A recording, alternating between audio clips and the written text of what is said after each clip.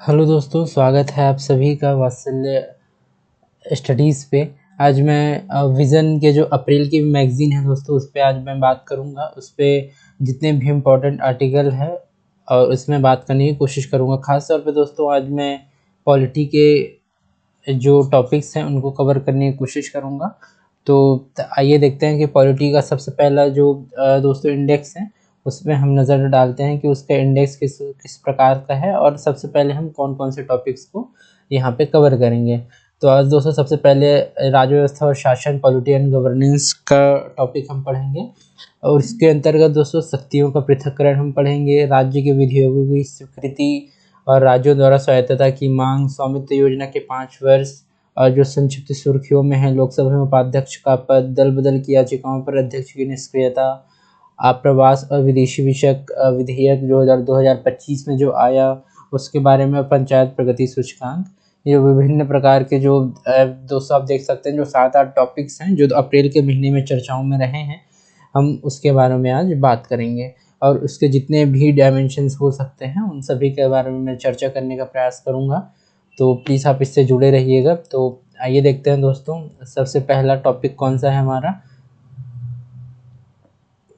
सबसे पहला टॉपिक है दोस्तों हमारा 2 सेकेंड, राज्य व्यवस्था और शासन, शक्तियों का पृथक्करण दोस्तों, सेपरेशन ऑफ पावर, जिसको हम जानते हैं हिंदी में, उसके बारे में हम पढ़ना शुरू करते हैं दोस्तों। सबसे पहले ये सुर्खियों में क्यों, आप सुर्खियों में जानते होंगे कि हाल के जो भारत की उपराष्ट्रपति हैं दोस्तों, शक्तियों के पृथक्करण के सिद्धांत पर जोर देते हुए कहा कि लोकतंत्र में शासन संचालन केवल कार्यपालिका के हाथों में होना चाहिए या उन्हीं के द्वारा होना चाहिए। इसका कारण यह है कि लोकतांत्रिक सरकार द्वारा लोगों द्वारा चुनी जाती है, उनके प्रति जवाबदेह होती है। आप जानते होंगे जो लोकतांत्रिक सरकार होती है वो जो सत्ता का स्रोत जो होती है दोस्तों, वो जनता होती है।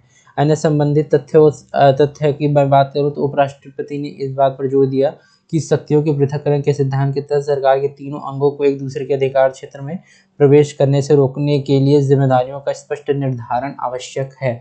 तो इस प्रकार आप इसको देख सकते हैं दोस्तों कि जिम्मेदारियों का निर्धारण किया जाए ताकि जो है शक्तियों का पृथक्करण का सिद्धांत फलीभूत हो सके। उसके बाद आप देखेंगे शक्तियों के पृथक्करण के पीछे का विचार क्या है। विचार मोस्टली ये रहता है दोस्तों कि शक्तियों का पृथक्करण का अर्थ है सरकार की 3 जो शाखाएं हैं, आप जानते होंगे कार्यपालिका, विधायिका और न्यायपालिका में अधिकारों एवं कर्तव्यों का स्पष्ट विभाजन किया जा सके। उसके बीच स्पष्ट विभाजन से आप सभी जानते होंगे कि तीनों जो संगठन हैं दोस्तों अपने अपने कार्य क्षेत्र में रह के ही अपने कर्तव्य का पालन करें। एक दूसरे के जो कर्तव्य हैं या तो उनके जो कार्य क्षेत्र है उस पर वो बोल सकते हैं आप कि उसका उल्लंघन ना करें। देखिए, कार्यपालिका विधायिका द्वारा बनाए गए अधिनियमित कानूनों को लागू करती है और सरकार के प्रशासन के लिए जिम्मेदार होती है।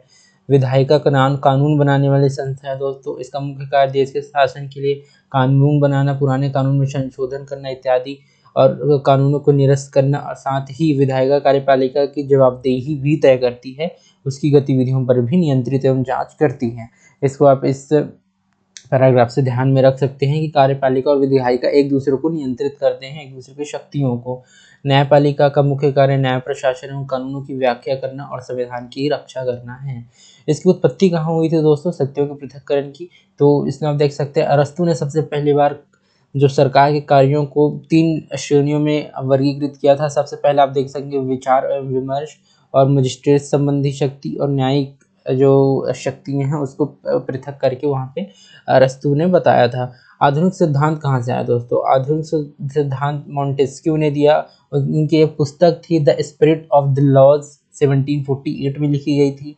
में शक्तियों के पृथक्करण के सिद्धांत को प्रतिपादित और स्पष्ट किया जाता है दोस्तों। सबसे पहले आधुनिक युग में मॉन्टेस्क्यू ने किया था। इसको आप ध्यान रखिए, कौन सी बुक में किया था? The spirit of the laws नामक एक बुक में किया गया था। उसको आप ध्यान में रख के चल सकते हैं। उसके बाद दोस्तों शक्तियों के पृथक्करण का एक सिद्धांत है जो उसके जो विभिन्न पहलू हैं, उनके जो डायमेंशंस हैं उसके बारे में मैं आपको बता देता हूँ। सबसे पहले आता है दोस्तों अनन्यता का सिद्धांत, एक्सक्लूसिव प्रिंसिपल। उसमें कहा गया कि सरकार के तीनों संरचनात्मक अंगों में विभाजित करना चाहिए। उसके आप देखेंगे कार्यात्मक सिद्धांत, उसमें कहा गया दोस्तों सभी अंगों की सीमाओं का निर्धारण करना और यह भी सुनिश्चित करना कि एक अंग दूसरे कार्यों का अतिक्रमण नहीं करे। मैंने आपको पहले ही बताया कि एक दूसरे के जो कर्तव्य हैं, उनके कार्य क्षेत्र हैं, उसका उल्लंघन नहीं करे। नियंत्रण और संतुलन का सिद्धांत, चेक एंड बैलेंस प्रिंसिपल भी इसके अंतर्गत आता है दोस्तों। प्रत्येक अंग द्वारा एक दूसरे पर नियंत्रण रखा जाना चाहिए ताकि यह सुनिश्चित किया जा सके कि उनके द्वारा किए जाने वाले कार्य और कर्तव्य संवैधानिक सीमाओं के भीतर ही रह के कार्य करें और संवैधानिक सीमाओं का उल्लंघन ना करें। पारस्परिकता का सिद्धांत, सद्भाव पैदा करना, मतभेद नहीं करना, सहयोग करना, टकराव नहीं करना, संलग्न होना और विरोधी नहीं होना, यानी एक दूसरे के साथ परस्परता के भाव के साथ ही एक दूसरे का सहयोग करना, इसको आप समझ सकते हैं। भारत में शक्तियों का पृथक्करण कैसा है दोस्तों, मैं आपको बताता हूँ। नाजुक संतुलन दोस्तों, यहाँ कहा गया भारतीय संविधान शक्तियों के सीमित पृथक्करण की नाजुक संतुलन पर आधारित है। इसमें विधायिका, न्यायपालिका और कार्यपालिका के बीच कार्यों का विभाजन किया गया है, साथ ही उनके बीच नियंत्रण और संतुलन को बनाए रखा गया ताकि एक दूसरे के कार्यों का अतिक्रमण नहीं किया जा सके।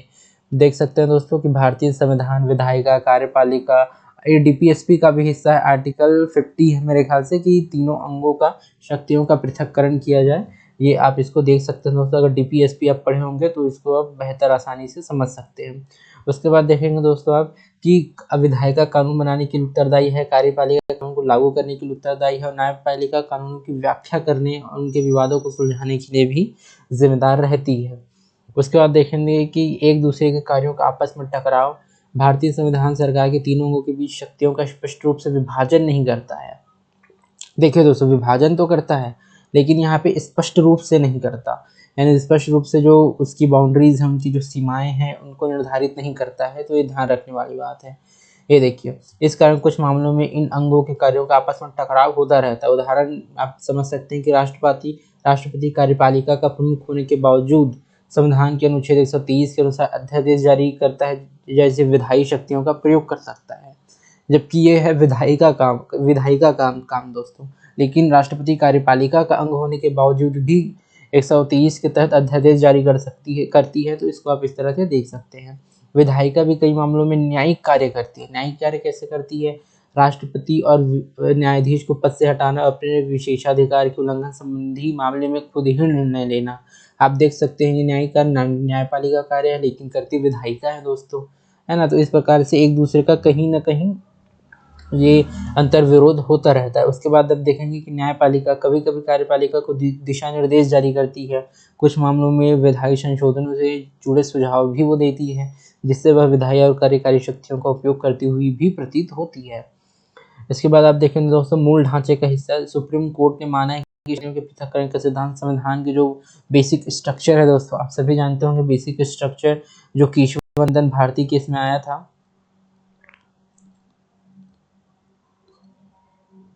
आपने सभी पढ़े होंगे दोस्तों 1973 का केस, केशवानंदन भारती केस। इसमें कहा गया दोस्तों कि जो मूल स्ट्रक्चर होगा भारत का, उसमें जो संविधान है वो दोस्तों किसी भी प्रकार का संशोधन नहीं कर सकती है, और अगर कोई ऐसा संशोधन किया जाता है तो उसको शून्य घोषित किया जाएगा जिस हद तक वो मूल अधिकार के मूल ढांचे के विरुद्ध होता है दोस्तों। सरकार में विभिन्न अंगों के बीच संघर्ष। देखिए, न्यायिक हस्तक्षेप। कई बार सुप्रीम कोर्ट अपने निर्णयों के माध्यम से विधायिका के कार्य क्षेत्र में घुसपैठ करता हुआ प्रतीत होता है। उदाहरण मैंने बता दिया आपको, जैसे कि कुछ ऐसे नीति हैं या पॉलिसी हैं या कानून है, उस पर जो संशोधन है वो सुझाव देती है। उदाहरण के लिए आप देख सकते हैं, सुप्रीम कोर्ट ने निर्णय दिया कि राज्यपाल द्वारा राष्ट्रपति की स्वीकृति के लिए सुरक्षित रखे गए विधेयकों पर राष्ट्रपति को 3 महीने के भीतर निर्णय लेना होगा। वो न्यायिक हस्तक्षेप ही आप इसको समझ सकते हैं कि राज्यपाल के ऊपर सुप्रीम कोर्ट के फैसले सुनाए जा रहे हैं। तो आप इसको एक तरह से आप इसको देख सकते हैं दोस्तों। आगे हम और देखते हैं, विधायिका द्वारा अतिक्रमण भी किया जाता है। विधायिका द्वारा क्या अतिक्रमण किया जाता है कि कई बार विधायक ऐसे कानून बनाते हैं जो सरकार के अन्य अंगों के अधिकारों एवं शक्तियों का अतिक्रमण करते हुए प्रतीत होती है। जैसे दोस्तों आप एनजीएसी को जानते होंगे, जो आप देख सकते हैं राष्ट्रीय न्यायिक नियुक्ति आयोग के रूप में जाना जाता है। उस अधिनियम को जो उसके बाद विधायिका के अतिक्रमण जुडिशरी में हो गया था, जिसको जुडिशरी ने नल एंड वाइड घोषित किया था। इस अधिनियम के तहत न्यायाधीशों की नियुक्ति सिफारिश करने की समिति केंद्रीय कानून मंत्री के 2 प्रतिष्ठित व्यक्ति शामिल किए गए थे, जिसको बाद में दोस्तों सुप्रीम कोर्ट ने इसको अवैध घोषित किया कि ये जुडिशरी पे एक अतिक्रमण करने वाला काम हो सकता है। कार्यपालिका द्वारा अतिक्रमण कई अधिकारों ट्रिब्यूनल में कार्यपालिका के सदस्यों का बहुमत होता है।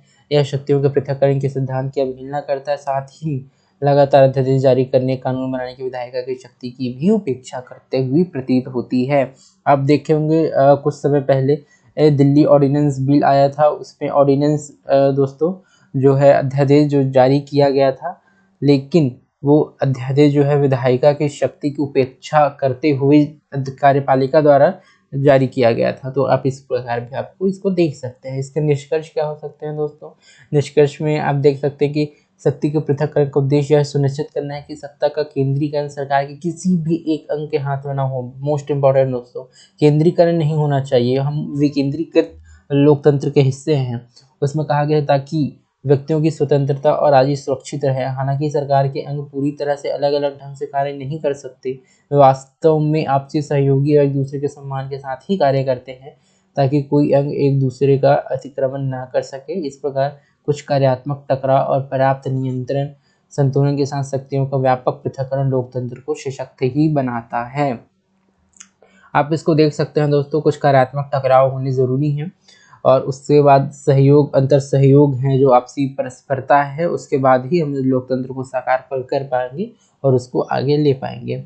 देखिए मॉन्टेस्क्यू का एक कोट है दोस्तों, यह कह रहा है कि यदि एक ही व्यक्ति या एक ही निकाय, चाहे कुलीन वर्ग हो या आम जन का, कानून लागू करने, सार्वजनिक प्रस्तावों को लागू करने और व्यक्तियों के मामले की सुनवाई करने की तीनों शक्तियों का प्रयोग करे तो सब कुछ समाप्त हो जाएगा। इसलिए जो मॉन्टेस्क्यू है दोस्तों, विकेंद्रीकृत जो लोकतंत्र है उस पर ध्यान देते हैं दोस्तों, विकेंद्रीकृत लोकतंत्र पे, ना कि जो केंद्रीकृत लोकतंत्र है उस पे। उसके बाद दोस्तों हमारे जो इम्पोर्टेंट आर्टिकल है वो खत्म होता है। इसके बाद हम अगले न्यूज़ की ओर चलते हैं, वो है दोस्तों राज्य के विधेयकों को स्वीकृति। आप जानते होंगे कि तमिलनाडु के जो सरकार है, तमिलनाडु की जो गवर्नमेंट है, उसके बीच कॉन्फ्लिक्ट पिछले कुछ दिनों में उभर के आया था, उन्हीं के बारे में आर्टिकल है। इसमें कहा गया है दोस्तों कि हाल ही में सुप्रीम कोर्ट ने तमिलनाडु राज्य बनाम तमिलनाडु के राज्यपाल मामले में राज्य विधानसभा द्वारा पारित विधेयकों को समय पर मंजूरी सुनिश्चित करने के निर्देश भी जारी किए हैं। आपने देखा होगा कि आर्टिकल जो 200 है दोस्तों, इसकी हम बात करेंगे, उसमें कोई समय सीमा निर्धारित नहीं की गई है। इसके आधार पर जो राज्यपाल है वो कुंडली मार के बैठ जाते हैं किसी विधेयक पर, उसको कानून नहीं बनने देते। इस प्रकार आप देखेंगे कि सुप्रीम कोर्ट का ये निर्णय आया था। अन्य संबंधित तथ्य जानने की कोशिश करते हैं। पृष्ठभूमि है कि नवंबर 2020 और अप्रैल 2023 के बीच तमिलनाडु राज्य विधानसभा ने 13 विधेयक पारित किए थे। इनमें से 10 विधेयकों को राज्यपाल ने बिना किसी सूचना के या तो मंजूरी देने से मना कर दिया या विधानसभा को ही वापस भेज दिया।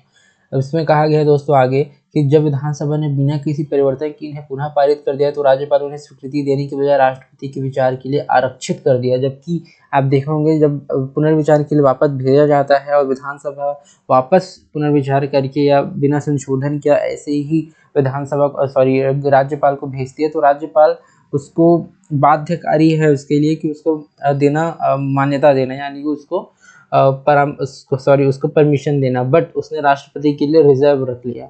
ये एक प्रकार से गलत बात है जो यहाँ पे बताया गया है। इसकी प्रक्रिया में तमिलनाडु सरकार ने महत्वपूर्ण विधेयकों पर राज्यपाल की लंबे समय से चली आ रही निष्क्रियता को चुनौती देते हुए एक रिट याचिका दायर की थी। उसी पे आप देख सकते हैं कि सुप्रीम कोर्ट का जजमेंट आया था।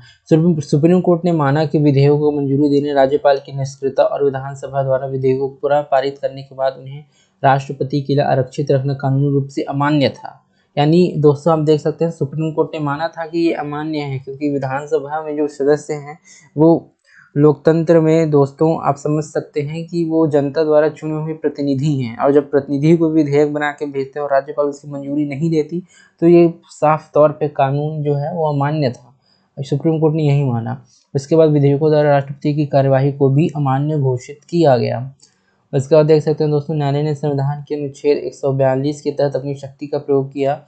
सुप्रीम कोर्ट संविधान के अनुच्छेद 142 के तहत अपनी अंतर्निहित शक्तियों का प्रयोग करता है। यह अनुच्छेद सुप्रीम कोर्ट को पूर्ण न्याय करने की आवश्यक डिग्री आदेश पारित करने का अधिकार देता है।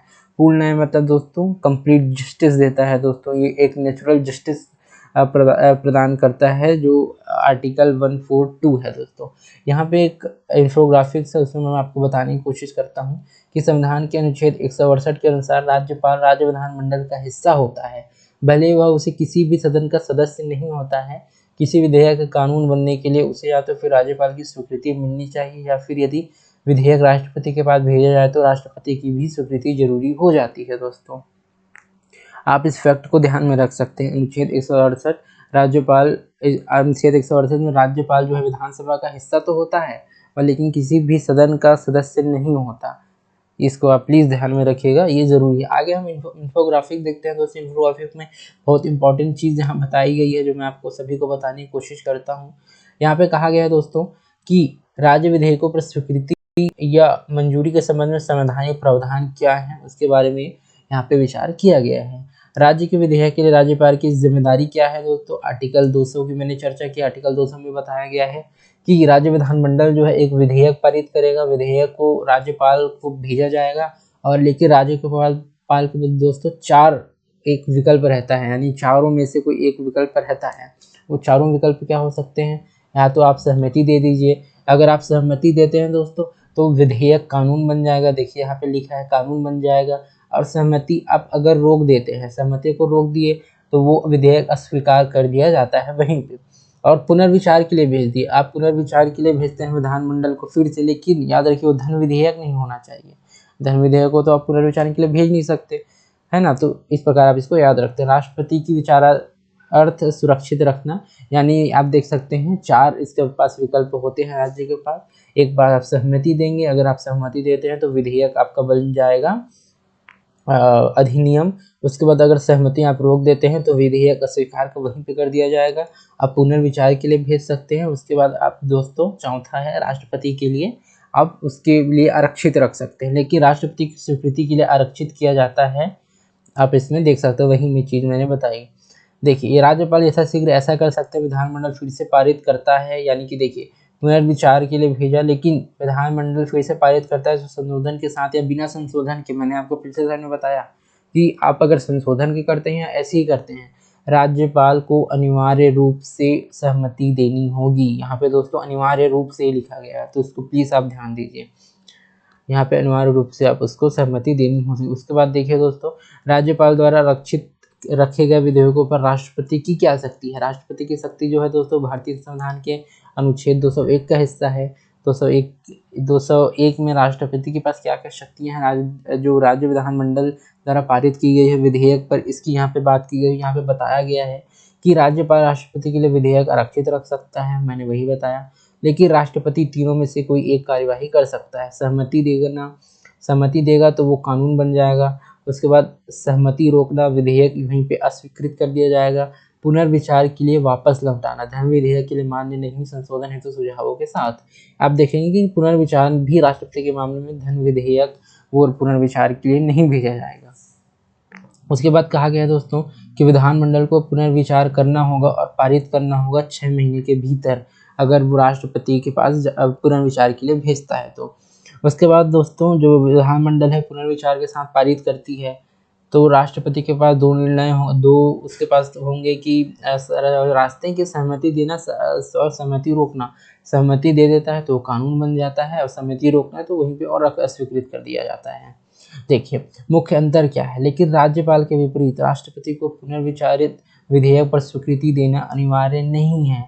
मैंने आपको पिछले स्लाइड में बताया, मैंने एक बार और दिखा देता हूँ आपको। यहाँ देखिए दोस्तों, यहाँ एक मुख्य अंतर आपको यहाँ दिखाई देगा कि विधानमंडल फिर से पारित करता है तो राज्यपाल को अनिवार्य रूप से सहमति देनी होगी। यहाँ पे मैं आपको एक बार इरेज करके पॉइंट दिखा देता हूँ आपको फिर से, क्योंकि ये इंपॉर्टेंट है दोस्तों। ये जो मैं आपको बता रहा हूँ यहाँ पे पॉइंट, वो बहुत ही इम्पोर्टेंट है। यहाँ देखिए राज्यपाल को अनिवार्य रूप से सहमति देनी होगी, लेकिन यहाँ पे देखिए दोस्तों पुनर्विचारित विधेयक है जो राष्ट्रपति के पास जाता है, वो स्वीकृति देना अनिवार्य नहीं है। यानी कि आप देखेंगे कि जो राष्ट्रपति है दोस्तों उसके लिए अनिवार्य नहीं होगा पुनर्विचारित विधेयक पर आपको कि उसमें सहमति देना ही हो। तो ये मुख्य अंतर राज्यपाल और राष्ट्रपति में यहाँ पे परिलक्षित होता है, आप उसको संज्ञान में रखेंगे। उसके बाद देखिए दोस्तों निर्णय के प्रमुख बिंदु क्या है, उसके बारे में हम बात करते हैं कि क्या क्या प्रमुख उससे निकल के आए हैं, जो कंक्लूजन है उसके बारे में हम बात करते हैं। यहाँ कहा गया है दोस्तों कि विधेयक पर राज्यपाल की निष्क्रियता जो है असंवैधानिक है, सुप्रीम कोर्ट ने इसको असंवैधानिक माना। उसके बाद कहा कि विधायिका द्वारा पारित विधेयक को राष्ट्रपति या राज्यपाल द्वारा मंजूरी देने के लिए भारतीय संविधान में भले ही कुछ समय सीमा निर्धारित नहीं की गई हो, मैंने आपको बताया कि आर्टिकल 200 में समय सीमा निर्धारित नहीं है, समय नहीं से निर्धारित किया गया है, लेकिन अनुच्छेद 200 के तहत राज्यपाल के पास या अनुच्छेद 221 के तहत राष्ट्रपति के पास कोई पॉकेट या आत्यंतिक वीटो, एब्सोल्यूट वीटो नहीं है दोस्तों। मैंने आपको बता देना चाहता हूँ कि आत्यंतिक वीटो होता है जिसको आप उसमें कुंडली मार के बैठ जाते हैं या पॉकेट में रख लेते हैं। पॉकेट का मतलब ही यही है पॉकेट वीटो, कि आप उसको पॉकेट में रख के उसमें कोई भी विचार प्रस्तुत अपने नहीं करते। यहाँ देखिए दोस्तों, यदि राज्यपाल राष्ट्रपति विधेयक को मंजूरी देने के लिए निष्क्रियता प्रदर्शित करता है तो राज्य सरकार सक्षम न्यायालय में परमादेश जारी करने की याचिका दायर कर सकती है। दोस्तों यहाँ देखिए परमादेश जो मैंडेमस है दोस्तों, परमादेश का अर्थ होता है हम आदेश देते हैं, यानी आपको ऊपर अथॉरिटी से नीचे की अथॉरिटी को वहाँ पे आदेश दिया जा सकता है। उसके बाद देखें दोस्तों, परमादेश रिट वह आदेश होता है जो सुप्रीम कोर्ट या हाई कोर्ट किसी सरकारी अधिकारी को उसके वैधानिक कर्तव्यों को सही ढंग से निभाने या उसके विवेकाधिकार के दुरुपयोग को रोकने के लिए जारी करती है। वही मैंने आपको बताया कि परमादेश यानी कि जो अपर अथॉरिटी है दोस्तों, अपने से लोअर अथॉरिटी को ये आदेश देती है कि आप अपने कर्तव्यों का अच्छे से निर्वहन कीजिए। उसके बाद दोस्तों ये पहला पॉइंट हो गया। उसके बाद हम दूसरे पॉइंट की बात करते हैं। यहाँ कहा गया है कि विधानसभा द्वारा फिर से पारित विधेयक को राष्ट्रपति के लिए आरक्षित नहीं किया जा सकता। विधेयक को पहले चरण में ही राष्ट्रपति की स्वीकृति के लिए आरक्षित किया जा सकता है, लेकिन जब पुनर्विचार के लिए आप भेजते हैं और उसको फिर से राज्यपाल को प्रस्तुत किया जाता है, उसके बाद जो है वो विधेयक राष्ट्रपति के लिए आरक्षित नहीं की जा सकती। यहीं पे आप बात की गई है दोस्तों। यदि राज्यपाल विधेयक पर अपनी सहमति नहीं देना चाहता तो उसे अनिवार्य रूप से इसे राज्य विधानसभा को वापस भेजना होगा। जब विधानसभा विधेयक को पुनः पारित करती है तो राज्यपाल उसे राष्ट्रपति के लिए आरक्षित नहीं रख सकता। मैंने वही बात आपको बताने की कोशिश की। इसके बाद देखिए दोस्तों, इस सामान्य नियम का एक पात्र तब है जब दूसरी बार से प्रस्तुत किया गया विधेयक पहली बार से राज्यपाल के समक्ष प्रस्तुत किए गए विधेयक से मूल रूप से भिन्न हो, यानी भिन्न हो तो आप इसको अपवाद के स्वरूप ये कार्य कर सकते हैं। उसके बाद कहा गया दोस्तों कि विधेयकों, तीसरा पॉइंट है ये हमारा, विधेयकों को मंजूरी देने के लिए निर्धारित समय सीमा। सुप्रीम कोर्ट द्वारा निर्धारित ये समय सीमा संविधान में संशोधन नहीं है, बल्कि समय पर कार्यवाही सुनिश्चित करने और मनमानी से बचने के लिए न्यायिक मानक है। न्यायालय ने शक्तियों के दुरुपयोग को रोकने हेतु समय सीमा निर्धारित की है। उसके बारे में मैं नीचे आपसे चर्चा करूंगा कि विधेयकों को आप कितने समय में और समय सीमा के अंदर आप उसको कार्यवाही कर सकते हैं या निर्धारित कर सकते हैं। उस पर सुप्रीम कोर्ट ने अपने दिशा निर्देश भी दिए हैं। वहाँ पे चलिए हम दिशा निर्देश की बात करते हैं दोस्तों। यहाँ पे समय सीमा कहते हैं दोस्तों जो सुप्रीम कोर्ट ने निर्धारित की कि देखिए सुप्रीम कोर्ट द्वारा निर्धारित समय सीमा 1 माह के अंतर्गत क्या कर सकते हैं कि मंत्री परिषद की सलाह पर सहमति देने या अस्वीकार करना, विधेयक को राष्ट्रपति विचारार्थ आरक्षित रखना और 1 माह के अंतर्गत ही राज्य विधानमंडल द्वारा पुनर्विचार किए गए विधेयकों को सहमति दिया जाना चाहिए। और दोस्तों 3 माह के अंतर्गत के अंडर क्या आता है, मंत्री परिषद की सलाह के विपरीत सुझाव के साथ विधेयक को पुनर्विचार की लौटाना, विधेयक को राष्ट्रपति के विचारार्थ आरक्षित रखना, राष्ट्रपति को राज्यपाल द्वारा आरक्षित रखे गए विधेयकों पर निर्णय लेना होगा, यदि देरी हो तो उसका कारण बताना होगा, राज्यों को सूचित करना आवश्यक होगा। ये राष्ट्रपति की दिशा निर्देश है दोस्तों कि उसके लिए अगर किसी राज्यपाल द्वारा आरक्षित रखा जाता है तो उसमें निर्णय लेना होगा। अगर आप अगर नहीं ले रहे हैं या निर्णय नहीं लेने का कारण है, उसको आपको विधानसभा को सुनिश्चित या तो उसको निर्धारित करना आवश्यक होगा दोस्तों। अब देखिए कहा गया है कि अनुच्छेद 200 के तहत राज्यपाल के पास पूर्ण विवेकाधिकार नहीं है। अनुच्छेद 163 एक मंत्रिपरिषद द्वारा राज्यपाल को सहायता और सलाह देने का प्रावधान करता है, सिवाय उन परिस्थितियों के जहां राज्यपाल को संवैधानिक रूप से अपने विवेकाधिकार से कार्य करना आवश्यक हो। देखिए दोस्तों, अनुच्छेद 163 ये बहुत ही इंपॉर्टेंट है, इसको प्लीज ध्यान में रखिएगा। अनुच्छेद 163 कहता है मंत्री परिषद द्वारा राज्यपाल को सहायता और सलाह देने का प्रावधान किया गया है, यानी मंत्री परिषद जो होगी वो राज्यपाल को सलाह देगी दोस्तों, लेकिन ऐसे सलाह वो तब नहीं मानेगा राज्यपाल जब उसके संवैधानिक रूप से उसके विवेकाधिकार के अंतर्गत आता है वो। इसके बाद देखिए अनुच्छेद 200 क्या कहता है। अनुच्छेद 200 के तहत राज्यपाल को अपने कार्यों के निष्पादन में कोई विवेकाधिकार प्राप्त नहीं है, यानी अपने कार्यों का आप निष्पादन करेंगे उसके लिए आपके पास विवेकाधिकार नहीं है, यानी आपके पास डिस्क्रिशनरी पावर नहीं है, और उससे मंत्रिपरिषद द्वारा दी गई सलाह के अनिवार्य रूप से पालन करना होगा। लेकिन यहाँ भी इसके कुछ अपवाद है, सिवाय निम्नलिखित स्थितियों के। निम्नलिखित स्थितियाँ क्या है मैं आपको बताने की कोशिश करता हूँ यहाँ पे। देखिए दोस्तों,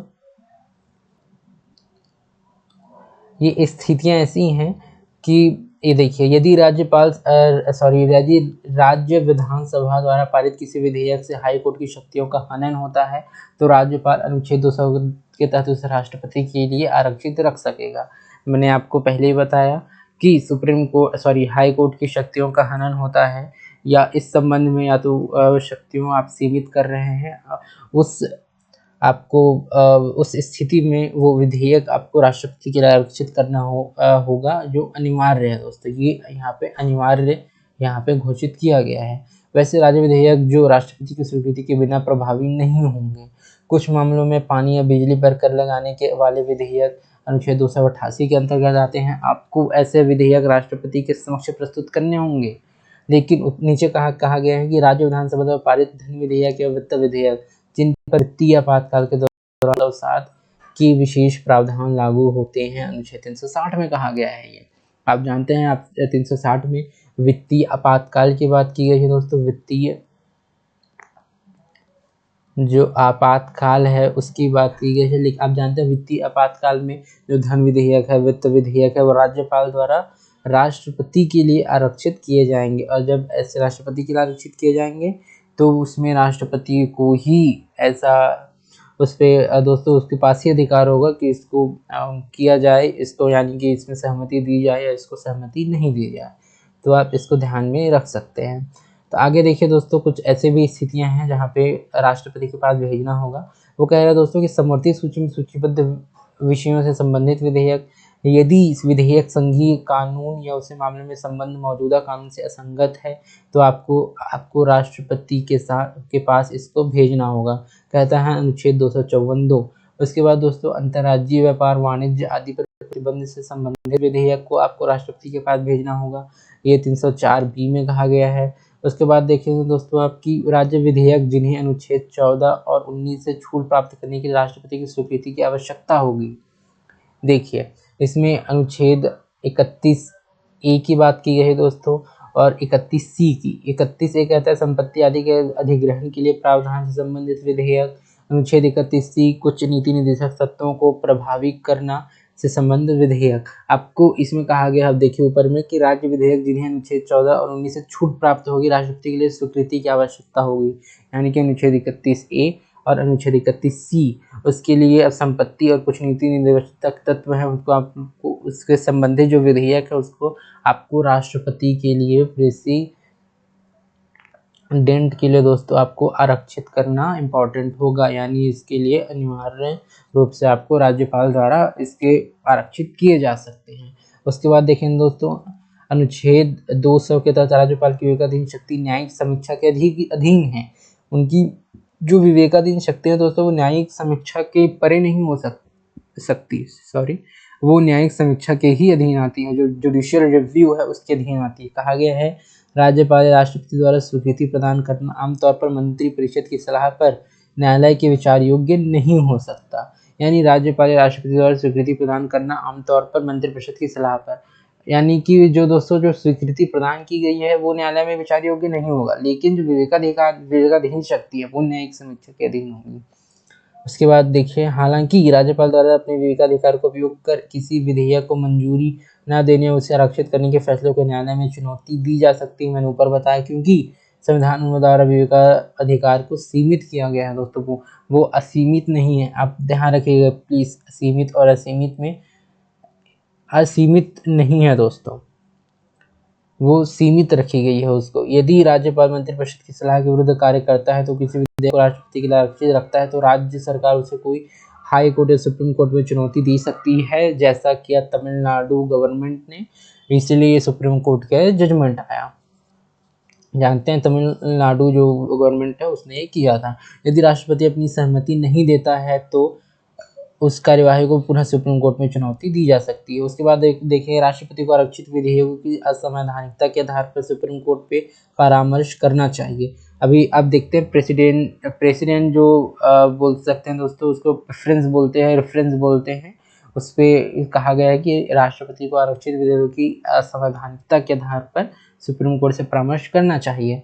उसके बाद दोस्तों, यदि राज्यपाल किसी विधेयक को असंवैधानिक होने की आशंका कारण राष्ट्रपति की स्वीकृति के लिए ये सुरक्षित रखता है तो उसके बाद भी कुछ स्थितियां हैं।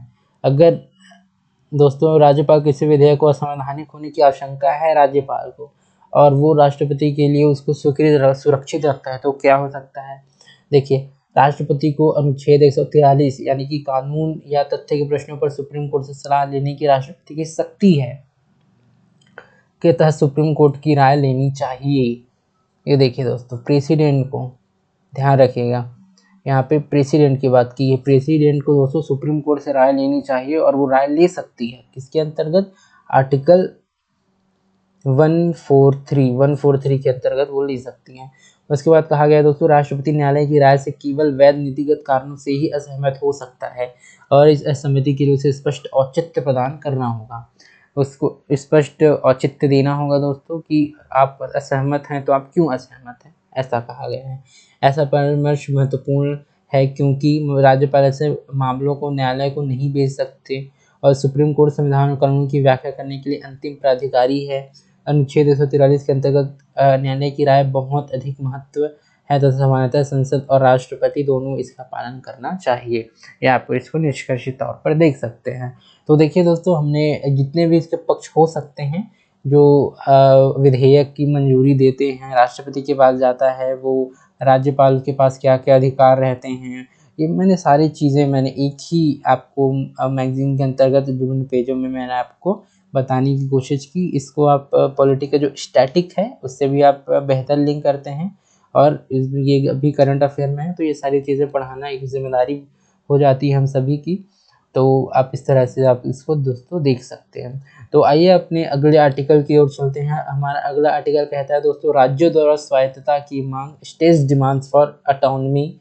ये एक बहुत ही एक मुद्दा बना रहता है दोस्तों, जो ज्वलंत मुद्दा आप इसको कह सकते हैं। तो विभिन्न जो राज्य हैं वो सेंटर से थोड़ी सी स्वायत्तता चाहते हैं, बहुत ज़्यादा इंटरफेरेंस नहीं चाहते हैं। उसी पे ये मुख्यतः ये लेख है। लेख कहता है दोस्तों कि तमिलनाडु राज्य सरकार ने राज्य की स्वायत्तता और संघवाद को मजबूत करने या उसके उपाय सुझाने के लिए उच्च स्तरीय समिति का गठन किया है।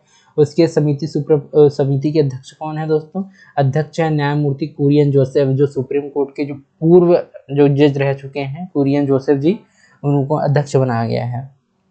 उनको कार्य क्या सौंपे गए हैं, कार्य सौंपे गए हैं केंद्र राज्यों से संबंधों में संवैधानिक, वैधानिक और नीतिगत पहलुओं की समीक्षा करना, राज्य सूची से समर्थित सूची में स्थानांतरित किए जाने वाले विषय की सूची बनाना, प्रशासनिक चुनौतियों से निपटने में राज्यों की मदद करने के लिए उपायों की सिफारिश करना, राष्ट्रीय एकता को प्रभावित किए बिना राज्यों को अधिक स्वायत्तता देना। देखिए दोस्तों, स्वायत्तता दिया जाए लेकिन जो हमारे राष्ट्रीय एकता है, देखिए दोस्तों जो राष्ट्रीय एकता है उसके साथ समझौता नहीं किया जाएगा। स्वायत्तता दिया जाए लेकिन राष्ट्रीय एकता से बिना समझौता किए हमको स्वायत्तता कैसे दी जा सकती है, वो सारे कार्य उसको सौंपे गए हैं, जो कुरियन जोसेफ जो समिति के अध्यक्षता कर रहे हैं। राज्य मन्नार समिति और संबंधित विषयों पर अलग अलग रिपोर्ट्स की सिफारिश पर फिर से विचार करना। अब जानते हैं कि जो राज्य मन्नार समिति मैं आगे आपको अगले पीपीटी में बताऊंगा कि जो राज्य मन्नार समिति है वो कौन कौन से उन्होंने जो उपाय या बोल सकते हैं कि सिफारिश की थी, वो राज्य और जो संघ राज्य संबंध हैं उन पे महत्वपूर्ण उन्होंने कुछ बिंदु सुझाए थे। वर्तमान राजनीतिक, सामाजिक और आर्थिक स्थितियों पर विचार करना। समिति से यह अपेक्षा की गई है कि वह जनवरी 2026 तक अपनी अंतिम रिपोर्ट प्रस्तुत कर दे।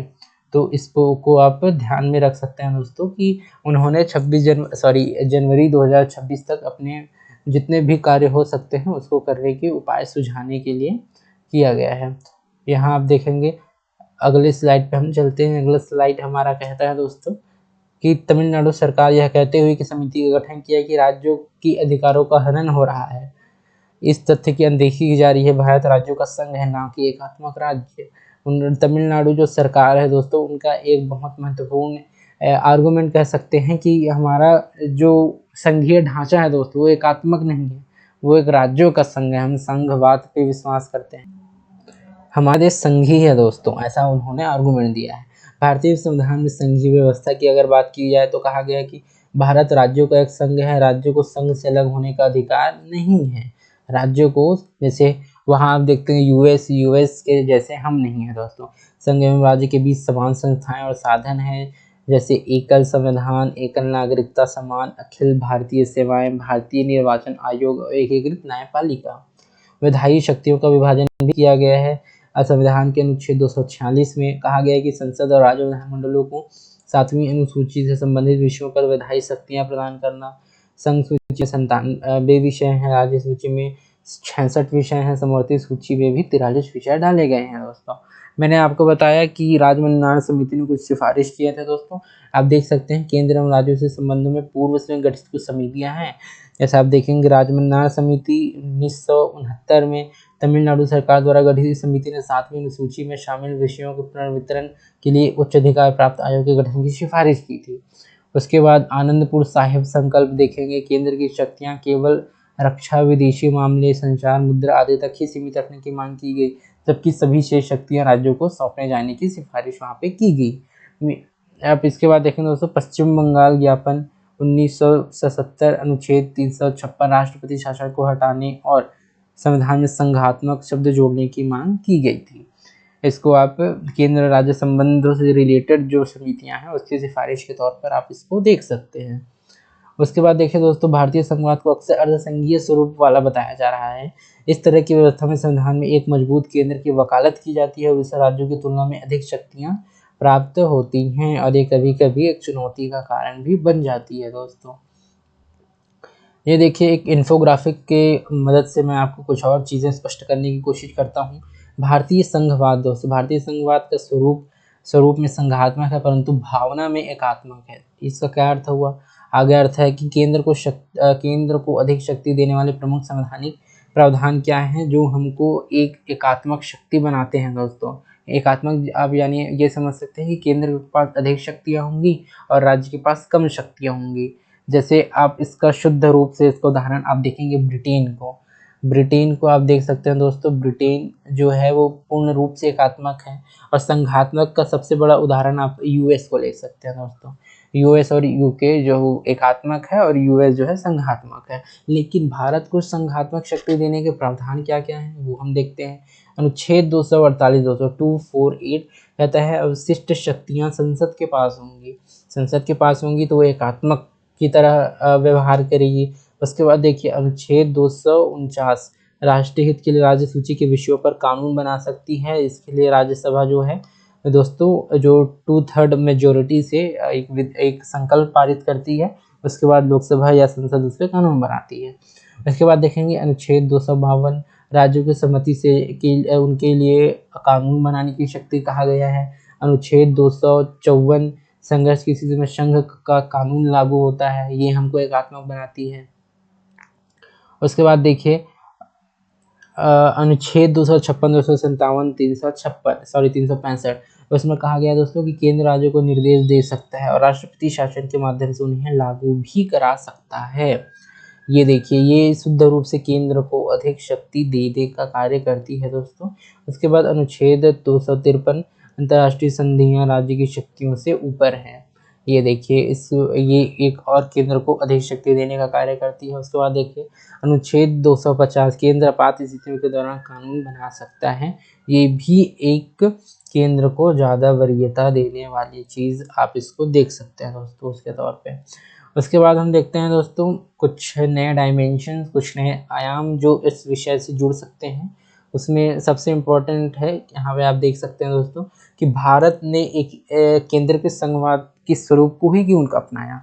हम एकात्मक भी यूके की तरह बन सकते थे, लेकिन हम संघवाद हमने क्यों अपनाया। अब जानते हैं कि संघवाद का जो स्वरूप है हमारा सबसे अधिक कनाडा के समीप है। यूएस हालांकि उसका बहुत बड़ा पक्षधर है, लेकिन हम संघवाद की अगर हम बात करते हैं तो हम यूएस की तरफ से कम, और जो कनाडा आप सुने होंगे दोस्तों, जो कनाडा है, जो रिश्ते अभी कुछ ठीक नहीं चल रहे हैं कनाडा से, उसकी ओर ज़्यादा झुका हुआ प्रतीत होता है। जो हमारा फेडरलिज्म है उसके बारे में हम आगे और बात करते हैं। इसके बाद देखिए दोस्तों, कहा गया है कि एक मजबूत केंद्र की परिकल्पना निम्नलिखित उद्देश्यों से की गई। देखिए क्यों की गई, भारत की एकता और अखंडता की रक्षा करने के लिए। देखिए दोस्तों, हम जब आप सभी जानते हैं कि जब हम आज़ाद हुए तो हमारे समय विभाजन की विभीषिका थी। हमारे विभाजनकारी जो शक्तियाँ उभरने लगी थी, आप जानते हैं जम्मू कश्मीर, जूनागढ़, हैदराबाद, विभिन्न ऐसे राज्य थे जो अखंडता और एकता भारत की जो उसको दोस्तों अलग अलग करने की, खंड खंड करने की शक्तियाँ रखते थे। उसके लिए एक संघवाद का स्वरूप अपनाया गया कि हम एक ऐसी शक्तियाँ हों जो जो नियंत्रित करे विभिन्न प्रकार की शक्तियों को, यानी कि जो प्रांतीय सरकारें हैं या जो समानांतर सरकारें हैं उनको एक नियंत्रण करने वाली एक सत्ता हो ऊपर में, ऐसा एक संघ। इसलिए एक संघ का निर्माण आप समझ सकते हैं कि एक संघ होगा, उसके अंदर विभिन्न प्रकार की शक्तियाँ कार्य करेंगी। इस प्रकार से आप इसको देख सकते हैं। उसके बाद संपदा और विकास के न्यायसंगत वितरण सुनिश्चित करना, केंद्र की भूमिका को संतुलनकारी शक्ति के रूप में देखा गया, जो अमीर राज्यों से गरीब राज्यों की ओर धन के हस्तांतरण को सुविधाजनक बनाकर समानता स्थापित करने में मदद करती है। अब देखिए इसमें क्या है, साउथ के जो स्टेट हैं दोस्तों, साउथ के स्टेट हैं वो कंपैरेटिवली अधिक जो पर कैपिटा इनकम रखते हैं, इनके जो आय हैं वो अधिक हैं, और इनके जो दोस्तों जो जनसंख्या है वो भी सीमित है। जनसंख्या सीमित है, आय अधिक है, पर कैपिटा इनकम अधिक है। जो आप देखें दोस्तों समावेशी विकास है वो साउथ में अधिक है। और इधर हम ये मैं एक विवाद का मुद्दा बता रहा हूँ, गरीब, यानी कि आप देखेंगे जैसे गरीब कंपैरेटिवली गरीब राज्य जो हैं, यानी कि बिहार हो गया, यूपी हो गया कुछ मात्रा में, झारखंड हो गया। जब दोस्तों सॉरी, इधर से जैसे साउथ से इधर आते हैं दोस्तों जो आए हैं, तो ये विवाद का कारण बनता है। साउथ वाले जो लगातार ये डिमांड करते हैं कि हम बेहतर हैं, हम पर कैपिटा इनकम हमारी ज़्यादा है, हमारा जीडीपी अधिक आता है, हमारी आय अधिक है, हमने जनसंख्या को नियंत्रित किया है, हमने विभिन्न पॉलिसीज़ को बहुत अधिक अच्छे तरीके से कार्यान्वयन उनका किया है, तो हमसे ये उधर क्यों जा रही है। आप समझ सकते हैं कि एक विवाद का मुद्दा भी कभी कभी बनता है। लेकिन संघ का स्वरूप होगा जो दोस्तों आप समझेंगे कि कल्याणकारी राज्य की भूमिका अदा करेगा। इसके लिए केंद्र की जो शक्ति है वो अपरिहार्य मानी जा सकती है। उसके बाद देखिए दोस्तों, अगला हमारा टॉपिक आता है मूल संवैधानिक मूल्यों को बढ़ावा देना। राज्य के संविधान का उद्देश्य न्याय, संसदीय लोकतंत्र, स्वतंत्रता आदि के सिद्धांतों को बढ़ावा देकर एक विविध, बहुलतावादी और बहुसांस्कृतिक संघीय समाज का निर्माण करना है। इसे एक मजबूत केंद्र के माध्यम से ही सुदृढ़ बनाया जा सकता था। इसीलिए आप समझ सकते हैं कि यहाँ पे संघ की परिकल्पना की गई दोस्तों, कि हमारे जो संसदीय लोकतंत्र है, हमारी जो स्वतंत्रता है, हमारे जो कल्याणकारी जो कार्यक्रम है, बहुलतावादी संस्कृति है। आप सभी जानते होंगे भारत एक कल्चरली रिच कंट्री है दोस्तों। हमारे जो डाइवर्सिटी है वो बहुत अधिक है दोस्तों। हम भाषाई तौर पे विविधता से है, विविधता रखते हैं, जातीय विविधता हम रखते हैं, हम विभिन्न प्रकार के सांस्कृतिक विविधताएं रखते हैं। तो इस प्रकार से आप इसको देख सकते हैं कि इसको एक माला में पिरोने के लिए एक संघ की आवश्यकता थी, और वही संघ ही है जो अभी तक इस कार्य को बखूबी तरीके से निभा रहा है। और लेकिन संघ में कभी कभी विवाद आते हैं, लेकिन आप देख सकते हैं दोस्तों कि भारत जैसे जिसमें विभिन्न प्रकार के जो मुद्दे हैं दोस्तों, विवाद के मुद्दे समझ सकते हैं, चुनौतियां हैं, विभिन्न प्रकार के जो संघर्ष हैं, तो संघ ही ऐसी एक शक्ति हो सकती है जो विभिन्न प्रकार की शक्तियों को नियंत्रित करने का कार्य कर सकती है। उसके बाद देखेंगे एक रूपता को बढ़ावा देना, सार्वभौमिक या सर्वस्वीकृत मानक निर्धारित करने वाले कानूनों को संघ द्वारा लागू किया जाना चाहिए, जिसके लिए सशक्त केंद्र सरकार का होना आवश्यक है। हालांकि पिछले कई वर्षों में कई राज्यों, विशेष रूप से तमिलनाडु व केंद्र पर न केवल सामान्य नीतियों बल्कि राज्यों के अन्य क्षेत्र का अधिकार क्षेत्र में भी अत्यधिक प्रभुत्व स्थापित करने का आरोप लगाया गया है, जिससे राज्यों की स्वायत्तता कम हुई है। मैंने आपको बताया कि जो साउथ के कुछ राज्य हैं वो लगातार ये मांग उठा रहे हैं कि हमको अधिक स्वायत्तता दी जाए, ऐसा मांग उठाया जा रहा है, जो विवाद का भी कारण कभी कभी बन जाता है दोस्तों। इसके बाद आप देखेंगे राज्यों की स्वायत्तता को कम करने वाले प्रमुख मुद्दे। इसके मुद्दे क्या हो सकते हैं, अब हम उसके बात करेंगे। सबसे पहला बिंदु है दोस्तों, राज्य सूची के विषयों में केंद्र का हस्तक्षेप। कौन कौन से ऐसे मुद्दे हो सकते हैं, हम वही बात कर रहे हैं, कौन कौन से ऐसे मुद्दे हैं जो राज्यों की स्वायत्तता को कम करने का कार्य करते हैं। तो सबसे पहला इसमें बिंदु यही आता है कि राज्य सूची के विषयों में केंद्र का हस्तक्षेप अधिक होता है। दक्षिणी राज्यों ने विश्वविद्यालय की फैकल्टी, कुलपतियों की नियुक्ति और पदोन्नति से संबंधित यूजीसी के मसौदा विनियमों को चुनौती दी है। इन राज्यों के मुताबिक ये विनियम राज्य विधायकों की स्वायत्तता कम करते हैं। उसके बाद आप देखेंगे तमिलनाडु राज्य सरकार केंद्र द्वारा कथित रूप से थोपे गए मेडिकल कॉलेज में प्रवेश के लिए राष्ट्रीय पात्रता सह परीक्षा, जो प्रवेश परीक्षा है, उसका विरोध कर रही है।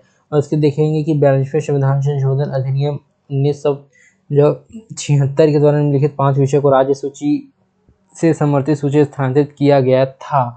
इसमें आप देखेंगे शिक्षा, वन, माप एवं तौल, वन्य जीव और पक्षियों का संग्रहण तथा न्याय प्रशासन। ये पहले था दोस्तों राज्य सूची का विषय, और उसके बाद 42वें संशोधन के बाद इसको कर दिया समवर्ती सूची का विषय।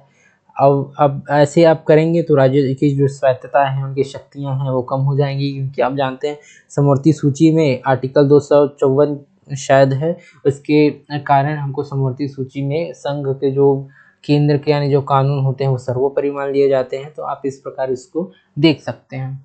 आगे हम बात करते हैं दोस्तों राजकोषीय शक्तियों का केंद्रीकरण वस्तु एवं सेवा का। ये भी विवाद का मुद्दा रहता है यार कभी कभी, है ना। जो 101 कॉन्स्टिट्यूशनल अमेंडमेंट आया था, वो तो शुद्ध रूप से जो राज्यों के वित्तीय जो साख है उसको चुनौती दी गई थी। राज्यों को जो वित्तीय स्वायत्तता है उसको सीमित करने का प्रयास किया गया था। हालांकि जो दोस्तों कंपनसेशन एक्ट था वो लाया गया उसके बाद, तो वो बहुत हद तक उसने सीमित किया। उसके बाद आप देखेंगे राजकोषीय शक्तियों का केंद्रीयकरण, वस्तु एवं सेवा कर जीएसटी के कारण राज्यों की कराधान शक्तियाँ सीमित हो गई। मैंने आपको बताया राज्यों को कर हस्तांतरण में देरी की जाती है और अनुदान में भी कटौती की जा रही है, जिससे वित्तीय स्वायत्तता उनकी सीमित हो जाती है। दोस्तों विभिन्न प्रकार के जो कल्याणकारी कार्यक्रम चला रहे हैं वो उनकी जो सीमाएं हैं वो आरोपित हो जाती हैं। तो विभिन्न प्रकार के जो सीमा है या स्वायत्तता है उनका सामना करना पड़ता है। अगला देखेंगे राज्यों की विविधता को नज़रअंदाज करते हुए सभी के लिए एक जैसी नीतियां अपनाना। देखिए दोस्तों, विभेदित वर्ग, विभेदित राज्य के लिए विभेदित हमको रणनीतियां बनाई जानी चाहिए। आप बिहार को और तमिलनाडु के लिए एक जैसी रणनीतियां नहीं बना सकते, ऐसा यहाँ पे एक पक्ष रखा जाता है साउथ जो स्टेट्स हैं उनके द्वारा। कहा गया है कि तमिलनाडु त्रिभाषा फार्मूला का विरोध करता है, क्योंकि उनका मानना है कि नीति तमिल पहचान को समाप्त कर देगी। देखिए दोस्तों, जो अपनी पहचान का संकट है वो एक इंसान के लिए, एक राज्य के लिए सबसे बड़ा क्राइसिस होता है। और तमिलनाडु का त्रिभाषा फार्मूला आप सभी जानते हैं। मैं इस पर एक वीडियो और लेके आऊँगा कि त्रिभाषा फार्मूला है क्या। आप प्लीज़ इस चैनल को सब्सक्राइब कर दीजिएगा और टेलीग्राम चैनल से प्लीज़ जुड़ जाइएगा। आपको सभी अपडेट मेरे टेलीग्राम आईडी में आपको मिल जाएंगे दोस्तों। प्लीज़ टेलीग्राम ज्वाइन कर लीजिएगा, चैनल को प्लीज़ सब्सक्राइब कर दीजिएगा ताकि आपको आगे अपडेट्स मिलते रहें। चलिए दोस्तों, आगे का जो पॉइंट है उसके बारे में डिस्कस कर लेते हैं। संस्थागत निगरानी में कमी, कार्यपालिका के आदेश द्वारा स्थापित योजना आयोग, अब नीति आयोग जो है संविधान के प्रावधानों के तहत स्थापित संस्थान नहीं है। साथ ही राज्य विधानसभा द्वारा पारित विधेयकों, जैसे तमिलनाडु के मामले में अनुच्छेद 200 के अंतर्गत राज्यपाल की मंजूरी मिलने अनावश्यक देरी की जाती है, तो उनकी स्वायत्तता पर प्रश्न चिन्ह लग जाता है दोस्तों, क्योंकि वो अपने विधेयक को कानून नहीं बना पाते, अपने जो कल्याणकारी प्रोग्राम हैं, जो कार्यक्रम है, उनको इम्प्लीमेंट नहीं कर पाए, कार्यान्वित नहीं कर पाते, तो उनके पास विभिन्न प्रकार की चुनौतियाँ खड़ी हो जाती हैं। कहा गया है दोस्तों कि केंद्रीकरण की बढ़ती घटनाएं। हाल ही में तमिलनाडु राज्य विधानसभा द्वारा पारित विधेयकों पर अनुच्छेद 200 के तहत राज्यपाल द्वारा मंजूरी देने की शक्तियों के अनुचित दुरुपयोग से सत्ता के केंद्रीकरण की प्रवृत्ति को उजागर किया। इसी प्रकार आप देख सकते हैं पश्चिम बंगाल में भी एक केस आया था। इसी प्रकार पश्चिम बंगाल ने राज्य की सहमति के बिना केंद्र में केंद्रीय अन्वेषण ब्यूरो जांच का विरोध किया था। आप देखेंगे केंद्र एवं राज्य संबंधों को सुधारने की प्रमुख जो पहले हैं वो क्या क्या थी, उसके बारे में हम बात कर लेते हैं। अंतर्राज्यीय परिषद दोस्तों, अंतर्राज्यीय परिषद ये प्री 2025 में पूछा गया कि ये संवैधानिक है कि नहीं। जी दोस्तों, ये बिल्कुल संवैधानिक है, ये बिल्कुल कॉन्स्टिट्यूशनल है, क्योंकि आप देख सकते हैं अनुच्छेद 263 में इसकी बात की गई है। यह केंद्र और राज्यों के बीच समन्वय को बढ़ावा देता है। जी बिल्कुल देता है। योजना आयोग की जगह नीति आयोग का गठन किया गया। अब नीति आयोग सहकारी जो संघवाद है, यानी दोस्तों कोऑपरेटिव फेडरलिज्म है, उसको बढ़ावा देता है, जिसमें राज्यों की अधिक भागीदारी सुनिश्चित की गई है। कर हस्तांतरण में वृद्धि। 14वें वित्त आयोग ने केंद्र राज्यों को मिलने वाली करों की हिस्सेदारी 32% से बढ़ाकर 42% कर दी। दोस्तों देखिए, कुछ कोशिश तो किया जा रहा है केंद्र के थ्रू, अब इसको बेहतर इम्प्लीमेंट करने की ही ज़रूरत है। जीएसटी परिषद दोस्तों, यह संविधान के, ये भी एक संवैधानिक संस्था है दोस्तों। ये देखिए आर्टिकल 279A के तहत गठित एक संयुक्त फोरम है, जिसमें केंद्र और राज्य दोनों के सदस्य शामिल होते हैं। केंद्र प्रायोजित योजनाओं यानी कि जो सेंट्रल स्पॉन्सर्ड स्कीम की संख्या में कमी, केंद्रीय प्रायोजित संख्याओं की संख्या 130 से घटाकर 75 कर दी गई है। आप जानते हैं कि जो सेंट्रल स्पॉन्सर्ड स्कीम है दोस्तों, वो उसमें 60% करता है दोस्तों केंद्र और 40% करता है राज्य। लेकिन जो वल्नरेबल जो स्टेट्स हैं दोस्तों, जो विशेष जिसके लिए विशेष प्रावधान है, इसमें ये 90 और 10 का आंकड़ा आ जाता है दोस्तों। उसके बाद देखें विकेंद्रीकरण को मजबूत किया गया। 93 और 74वें संविधान संशोधन के द्वारा पंचायतों नगर पालिकाओं को अधिकार दिए गए। ये जो कि आप इसको विकेंद्रीकरण की शुरुआत कह सकते हैं। मैंने आपको बताया मॉन्टेस्क्यू के बारे में, जो फ्रांसीसी जो लोकतंत्रविद हैं, उन्होंने अपनी तरफ से ये विचार भी प्रस्तुत किया था। इसके बाद हम आगे के टॉपिक्स पे चलते हैं दोस्तों। हमारा आगे का चीज़ वो कहता है कि राज्य स्वायत्तता की मांग का प्रभावी से समाधान क्या हो सकता है, उसके समाधान के उपाय क्या हो सकते हैं, उसके बारे में यहाँ बात की गई है। देखिए, सरकारीय आयोग, उसकी प्रमुख सिफारिशों को लागू किया जा सकता है। उनकी प्रमुख सिफारिशें क्या हैं? अवशिष्ट शक्तियाँ, सभी अवशिष्ट शक्तियाँ कराधान को छोड़कर समवर्ती सूची में स्थानांतरित कर दिया जाना चाहिए दोस्तों, ना कि उसके केंद्र के पास रहना चाहिए। विधेयक पारित करने से पूर्व परामर्श करना। समवर्ती सूची में विषयों पर कानून बनाने से पहले केंद्र सरकारों को राज्य सरकारों से परामर्श करना होना चाहिए। जो सरकारी आयोग ने जिसकी सिफारिश की, तो न्यूनतम हस्तक्षेप दोस्तों, आप केंद्र होकर न्यूनतम हस्तक्षेप राज्य की ओर करें और उनको अपने जो क्षेत्र हैं वहाँ स्वायत्तता देने की कोशिश करें। यहाँ पे वही कहा गया है दोस्तों। उसके बाद देखेंगे समता मूलक विकास को बढ़ावा देना। पूंछी आयोग 2007 में जो हुआ था, उसकी सिफारिश के अनुसार पिछड़े राज्यों को वित्तीय हस्तांतरण बढ़ाया जाए, साथ ही भौतिक और मानव संसाधन अवसंरचना को मजबूत करने में ध्यान केंद्रित किया जा सकता है। संस्थाओं के बीच संवाद को बढ़ावा दिया जाना चाहिए, जैसे वेंकट चलैया की सिफारिश के अनुसार अंतर्राष्ट्रीय परिषद का उपयोग अलग अलग राज्यों से व्यक्तिगत स्तर पर या सामूहिक स्तर पर दोनों तरीकों से परामर्श किया जा सकता है। और जो कोऑपरेटिव फेडरलिज्म है दोस्तों, जो सहकारी संघवाद है, उसको सुदृढ़ किया जा सकता है। प्रमुख संस्थानों के माध्यम से आम सहमति को बढ़ावा दिया जाना चाहिए। अंतर्राज्यीय परिषद, जीएसटी परिषद, नीति आयोग, अन्य सहकारी मंचों के माध्यम से समन्वय और नीतिगत सहमति को भी बढ़ावा दिया जाना चाहिए। हमारी निष्कर्ष क्या हो सकते हैं दोस्तों? कोऑपरेटिव फेडरलिज्म जो उसको कैसे और समन्वित किया जा सकता है, कैसे एक राज्य और केंद्र को पास लाया जा सकता है और समन्वयकारी संघवाद के रूप में हम उसको प्रस्तुत कर सकते हैं, उसको निर्धारित कर सकते हैं। उसके निष्कर्ष हैं कुछ।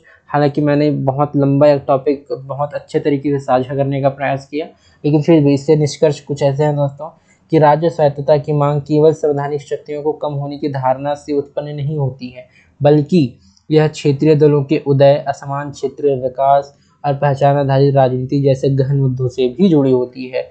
जैसे कि अन्नादुरई ने 1967 में कहा था, आपसी सद्भावना व समझदारी के माध्यम से हमें भाईचारे और परस्पर लाभकारी संबंध की स्थापना करनी चाहिए। एक संतुलित संघीय ढांचा, राष्ट्रीय एकता, क्षेत्रीय विविधता और दोनों का सम्मान करना चाहिए। यहाँ दोस्तों कहा गया है कि आप एक विकेंद्रीकृत दृष्टिकोण को भी अपना सकते हैं।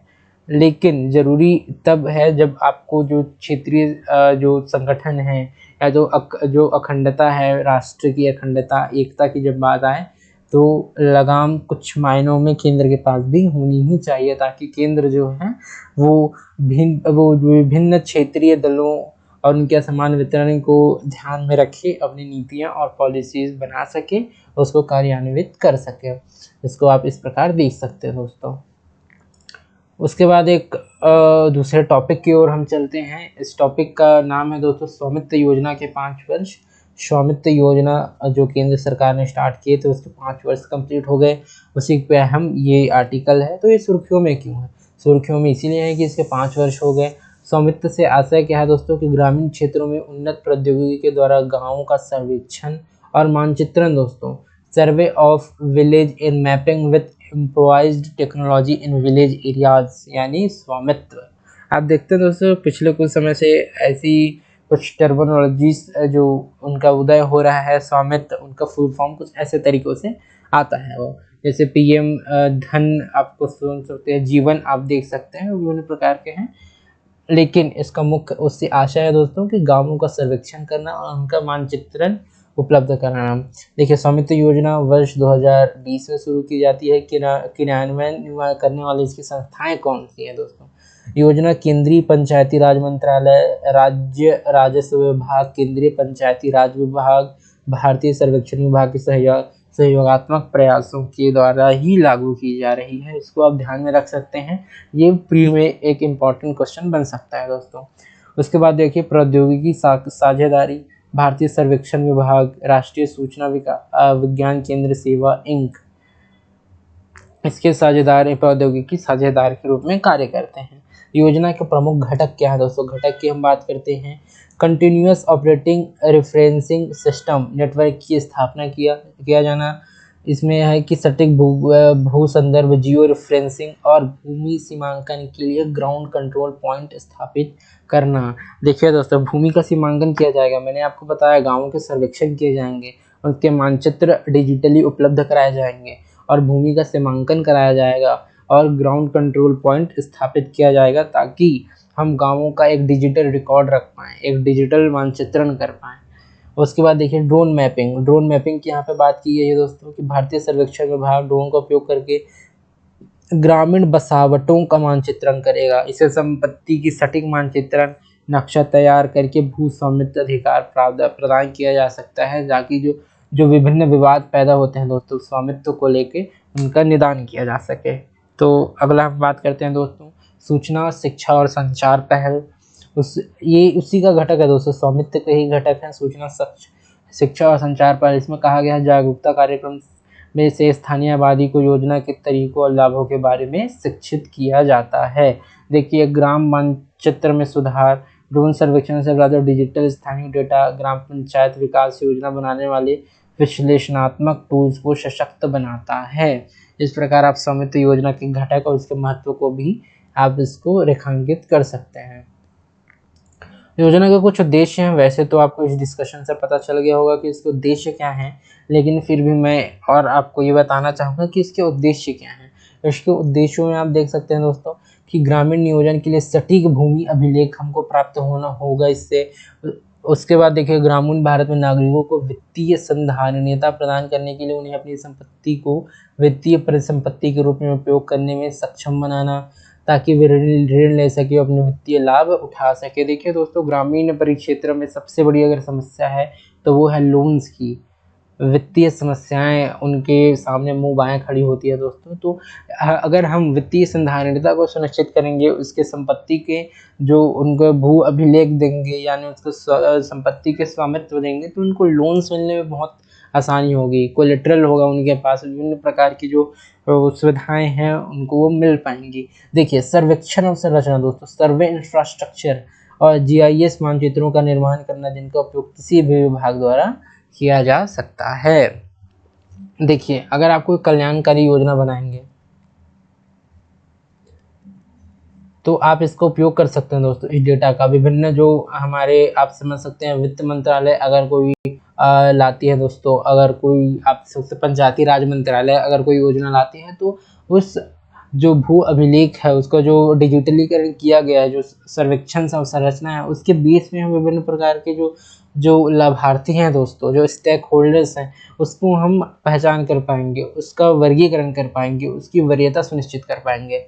तो आप इसको देख सकते हैं। संपत्ति कर का निर्धारण जो सीधे ग्राम पंचायतों को उन राज्यों में मिलेगा जहां इसे संसाधित किया गया है या फिर उस राज्य के खजाने में जोड़ा जाएगा, आप इसको देख पाएंगे। देखिए दोस्तों, जीआईएस मानचित्रों का उपयोग करके बेहतर गुणवत्ता वाली ग्राम पंचायत विकास योजना तैयार करने में सहायता भी ये कर सकती है। तो आप इसको इस अर्थ में भी देख सकते हैं कि जो ग्राम पंचायत विकास योजना है उसको तैयार करने में ये एक इम्पोर्टेंट रोल अदा कर सकती है। तो आप इसको इस प्रकार से देख सकते हैं।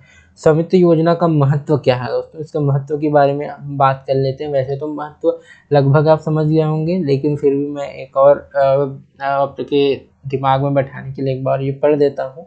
कानूनी रूप से शक्तिकरण और विवाद इसमें समाधान हो सकते हैं। यह योजना संपत्ति कार्ड जारी करके ग्रामीण क्षेत्रों में संपत्ति अधिकारों को कानूनी मान्यता प्रदान करने के लिए इम्पोर्टेंट है दोस्तों। अब तक भारत भर में 1,30,633 संपत्ति कार्ड वितरित किया जा चुका है, जिससे लंबे समय से चले आ रहे भू विवादों का समाधान हुआ है। ये सबसे इम्पोर्टेंट बात है दोस्तों। हमारे ग्रामीण परिप्रेक्ष्य में हम सभी देखते हैं कि भूमि विवाद सबसे बड़ा मुद्दा बनकर सामने आता है। इसका हम अगर कुछ मामलों में इसके समाधान कर पा रहे हैं तो हम बेहतर रणनीति की ओर अग्रसर होते हैं।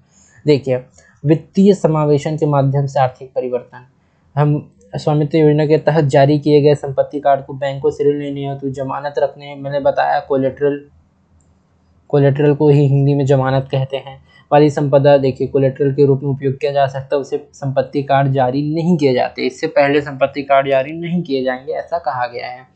देखिए, अब तक 67,000 वर्ग किलोमीटर ग्रामीण आवासीय भूमि का सर्वेक्षण किया जा चुका है, जिसकी अनुमानित कीमत 132 लाख करोड़ रुपए है। यह उत्पत्ति इस पहल के आर्थिक महत्व को भी दर्शाती है। गवर्नेंस में क्रांति और संसाधनों का इष्टतम उपयोग।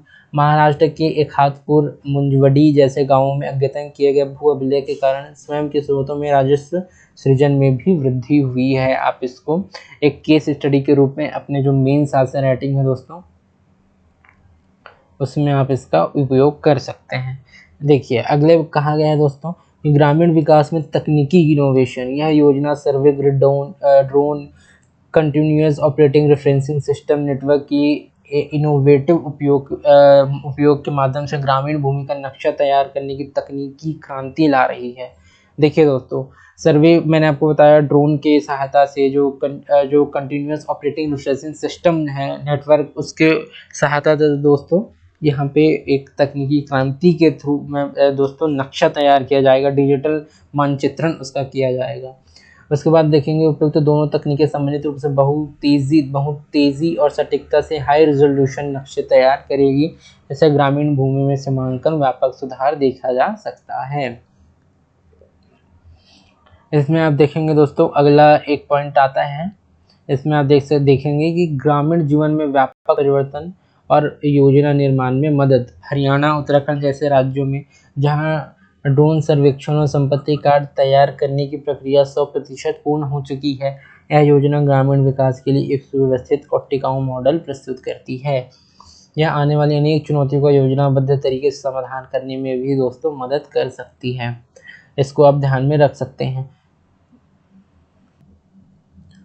अब हम बात करते हैं दोस्तों योजना की क्रियान्वयन की चुनौतियों की। इसकी क्या क्या चुनौतियां हैं। संपत्ति कार्ड की कानूनी वैधता स्पष्ट नहीं होना। कई वित्तीय संस्थाएं संपत्ति कार्ड को स्वामित्व निर्धारण का प्रमाण नहीं मानती हैं। इससे प्रभावी बनाने के लिए आवश्यक है कि राज्य सरकारें राजस्व अधिनियमों के तहत संपत्ति कार्ड को स्टाम्प ड्यूटी योग्य दस्तावेज के रूप में निश्चित करें। अब देखिए दोस्तों, अलग अलग राज्यों में भूमि कानून रिकॉर्डों के रखने की पद्धतियां अलग अलग होती हैं, जिसके कारण हो सकता है कि इसमें चुनौतियां आएँ। राज्यों में भूमि रिकॉर्ड को प्रशासित करने वाले कानून अलग अलग हैं, साथ ही भूमि रिकॉर्ड रखने की पद्धतियां भी अलग अलग है, जिसके कारण कुछ चुनौतियों का सामना करना पड़ सकता है। देखिए, उसके बाद कहा गया आंध्र प्रदेश में भू अभिलेख के मामले में पंजीकृत और अपंजीकृत दोनों प्रकार की देनदारियों का रिकॉर्ड रखता है, जबकि कई अन्य राज्य केवल पंजीकृत बंधकों का ही रिकॉर्ड रखते हैं, जिसके कारण अपंजीकृत जो व्यक्ति हैं उनको लॉस का सामना करना पड़ता है दोस्तों। उसके बाद आप देखिए संपत्ति कर संग्रहण में के सीमित अधिकार दिए सभी ग्राम पंचायतों को संपत्ति कर एकत्र करने का अधिकार नहीं दिया जाता। जैसे उड़ीसा जैसे राज्यों ने ग्राम पंचायतों को संपत्ति कर एकत्र करने का अधिकार नहीं दिया है, जिसके कारण चुनौतियां आती हैं दोस्तों। उसके बाद आप देखेंगे वंचित समुदायों को अधिक सुरक्षा नहीं, भूमिहीन किसानों, अनुसूचित जातियों, अनुसूचित जनजातियों, महिलाओं जैसे उपेक्षित समुदायों के भूमि अधिकारों की अनदेखी का जोखिम बना रहता है, क्योंकि प्रभावशाली वर्ग प्रायः अपने हित में भूमि प्राप्त करने की कोशिश करते हैं, जिसके कारण जो उपेक्षित वर्ग हैं, महिलाएं हैं, बुजुर्ग हैं, वो अपने अधिकारों से उपेक्षित हो जाते हैं दोस्तों। उसके बाद आप देखेंगे डेटा प्रबंधन, मैंने ये बीच का क्षेत्र छोड़ दिया है इसलिए क्योंकि ये बहुत अधिक दोस्तों रेलेवेंट नहीं है। मैं रेलेवेंट चीज़ें ही आपको बताने की कोशिश करूँगा। जैसे चुनौतियों में मैंने ये बता दिए, महिलाएं हैं जो अनुसूचित जाति हैं, अनुसूचित जनजातियाँ हैं, उसके बारे में मैंने आपको बताने की कोशिश की, और जो इनरिलेवेंट है उसको मैंने किसी भी स्तर पर छोड़ने का भी काम किया है। इसको आप ध्यान में रखेंगे। डेटा प्रबंधन और नियमों के अनुपालन की चुनौतियाँ, विभिन्न स्तरों पर नियमों का अनुपालन कैसे सुनिश्चित किया जाए, इसको लेकर स्थिति स्पष्ट नहीं है। साथ ही पारदर्शिता बनाए रखने के लिए गैर व्यक्तिगत भूमि डेटा को सार्वजनिक रूप से उपलब्ध कराने से संबंधित प्रावधान भी अस्पष्ट हैं दोस्तों। आगे की क्या राह हो सकती है? आगे की राह हो सकती है कि कानूनी प्रावधानों में सुधार करना चाहिए दोस्तों। राज्य के राजस्व अधिनियमों में संशोधन करके संपत्ति कार्ड को स्टाम्प ड्यूटी योग्य दस्तावेजों की श्रेणी में शामिल किया जा सकता है, और ताकि वित्तीय संस्थाएं इन्हें वैध और स्वीकार्य दस्तावेज के रूप में मान्यता दे पाएंगे दोस्तों। उसके बाद आप देखेंगे कि भू अभिलेख की प्रक्रिया का मानकीकरण किया जाए। उसकी प्रक्रिया है उसको मानकीकरण किया जाए दोस्तों। संपत्ति कार्ड पर सभी देनदारियों को दर्ज करने के लिए एक समान प्रक्रिया का विकास किया जा सकता है।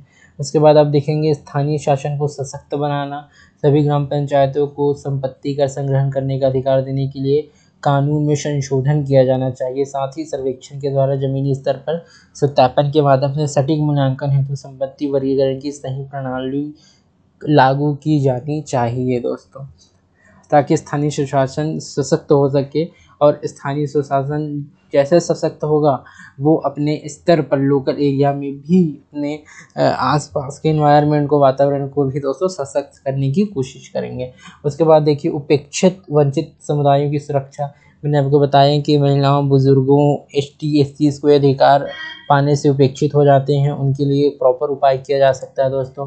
भू नक्शा बनाने से दस्तावेज के रूप में रिकॉर्ड रखने की प्रक्रिया समुदाय की सक्रिय भागीदारी होनी चाहिए।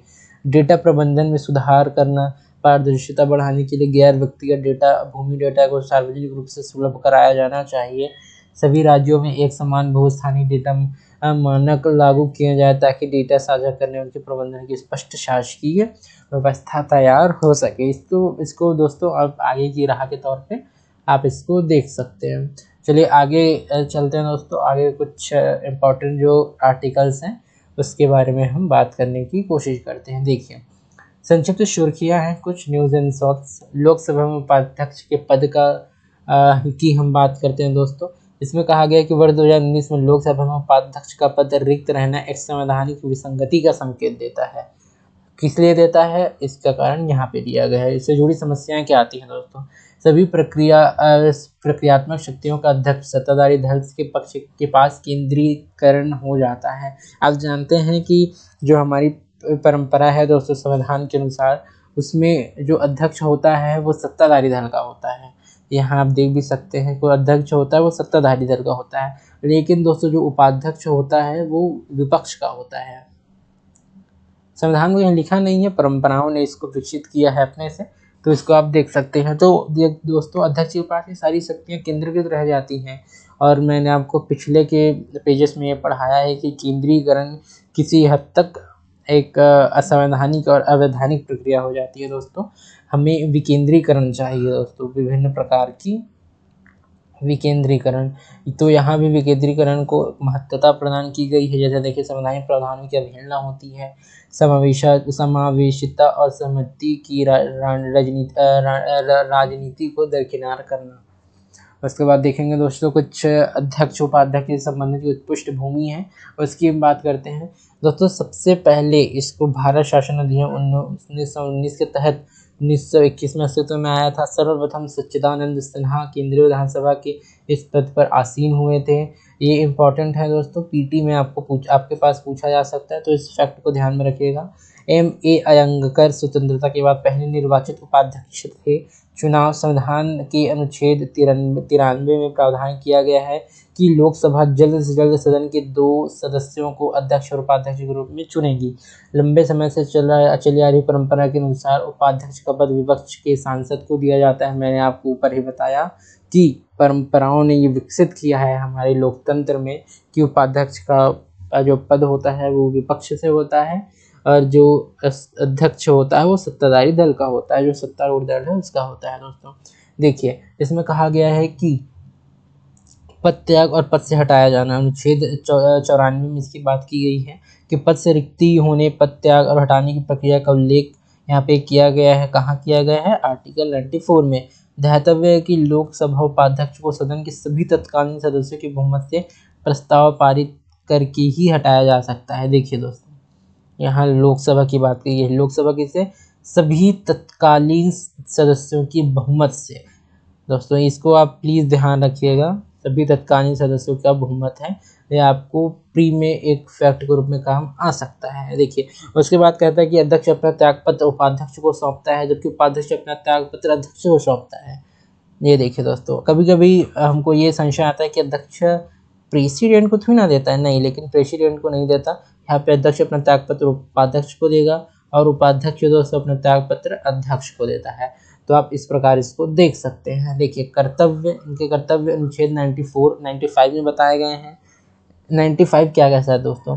अध्यक्ष की नियुक्ति या रिक्ति की स्थिति उपाध्यक्ष उसके कर्तव्यों का निर्वहन करेगा। तो आप इसको ध्यान में रखिएगा कि यहाँ अनुच्छेद 93 है, इम्पोर्टेंट अनुच्छेद 94 है, अनुच्छेद 95। अनुच्छेद 93 कहता है दोस्तों कि लोकसभा जल्द से जल्द सदन के 2 सदस्यों अध्यक्ष और उपाध्यक्ष की नियुक्ति करेगा। सही है। उसके बाद अनुच्छेद 94 में उसके बाद पद त्याग और पद से हटाए जाने की जो है 94 आर्टिकल कहता है, उसमें कहा गया है कि दोस्तों लोकसभा जो है अपने तत्कालीन सदस्यों के बहुमत से इसको पारित करेगी। उसके बाद आर्टिकल 95 कहता है कि अध्यक्ष की अनुपस्थिति में उसके सारे जो कर्तव्य है उसका निर्वहन उपाध्यक्ष करेगा। तो आप इसको देख सकते हैं। उसके बाद दोस्तों हम अगले अपने महत्व की बात करते हैं कि अध्यक्ष के पद का महत्व क्या है। अध्यक्ष के पद की बात बहुत होती है, इसके महत्व की बहुत कम चर्चा होती है, तो मैं आपके महत्व को बताने की कोशिश करता हूँ कि इसका महत्व क्या है। देखिए दोस्तों, संवैधानिक अनिवार्यता, यह केवल औपचारिक पद नहीं, क्योंकि संविधान में इसे अध्यक्ष पद के समकक्ष स्थान दिया गया है। देखिए दोस्तों, यह संवैधानिक अनिवार्यता है कि संविधान ने इसको अनिवार्य बताया है दोस्तों, आर्टिकल 93 के अंतर्गत। तो आप इसको देख सकते हैं। निरंतरता, स्थिरता और संस्थागत संतुलन के लिए आवश्यक यह पद आपातकाल की स्थिति में द्वितीय नेतृत्व प्रदान करता है। 1956 में अध्यक्ष GV मालवंकर की आकस्मिक निधन के बाद M.A. अयंगकर ने कार्यवाहक अध्यक्ष के रूप में कार्य किया था। उसके बाद इसके विधायी कर्तव्य के रूप में हम बात अगर करें तो उपाध्यक्ष महत्वपूर्ण सत्रों की अध्यक्षता करता है, समितियों का नेतृत्व करता है, गंभीर वाद विवाद का संचालन और निष्पक्षता का प्रतिकार के साथ करता है। देखिए दोस्तों, उपाध्यक्ष का ये एक दायित्व यह भी होता है, मैंने आपको 95 में बताया।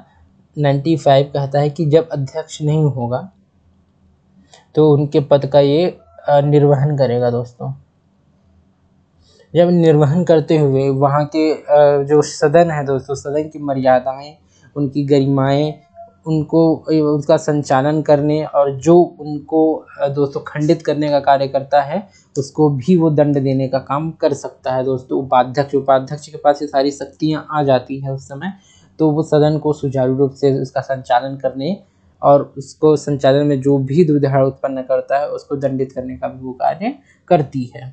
देखिए दोस्तों, इसके निष्कर्ष की बात करते हैं। निष्कर्ष है कि एक निश्चित समय सीमा, जैसे नई लोकसभा की पहली बैठक के 60 दिन या एक वैधानिक व्यवस्था की शुरुआत की जा सकती है, ताकि इस समय सीमा के भीतर उपाध्यक्ष का चयन किया जा सके। मैंने इसके चयन कैसे होती है, इसके जो पद त्याग होता है, मैंने इसके बारे में भी आप सभी से चर्चा कर ली है ऊपर। इसके बाद देखिए तो दोस्तों, दल बदल की याचिकाओं का अध्यक्ष की निष्क्रियता, इसके बारे में हम बात करते हैं।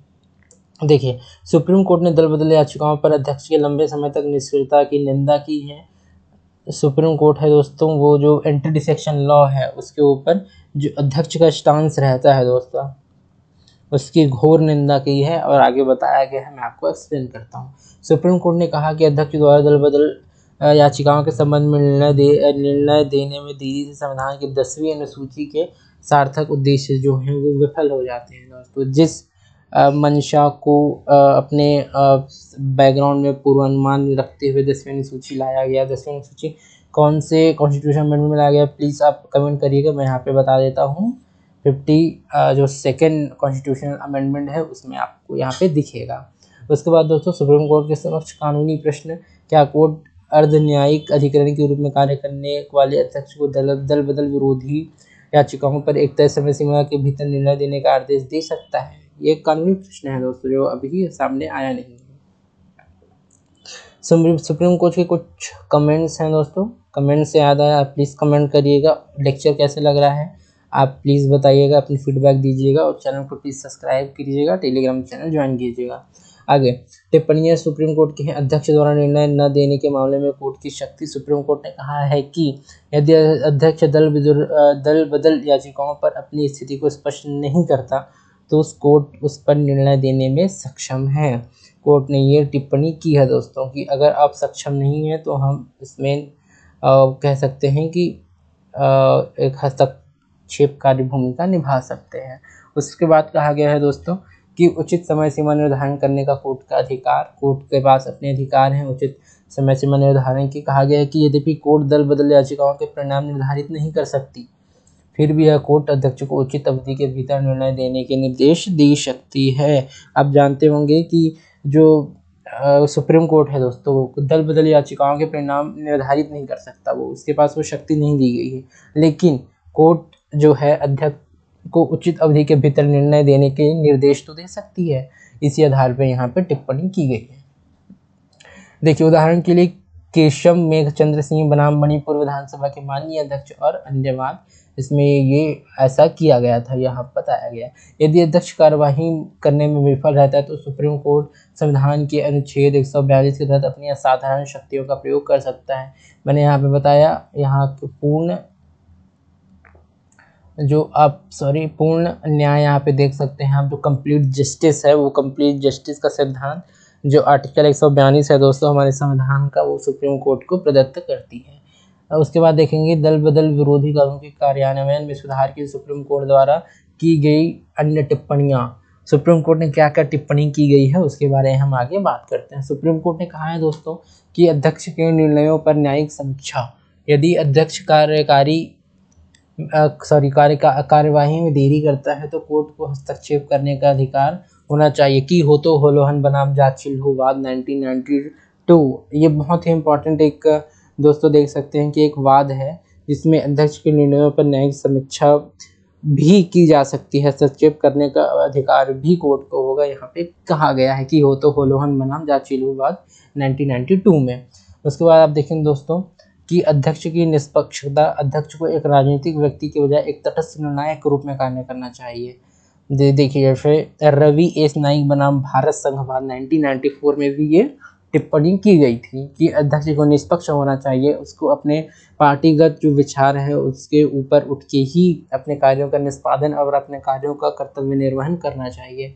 उसके बाद कहा गया दोस्तों कि दल बदल संबंधी मामलों के लिए स्वतंत्र अधिकरण। इस संबंध में अध्यक्ष द्वारा शक्तियों को एक स्वतंत्र अधिकरण को हस्तांतरित करने पर विचार किया जाना चाहिए। कर्नाटक विधेयकों की अयोग्यता से संबंधित वाद 2020 में ऐसा टिप्पणी किया गया था।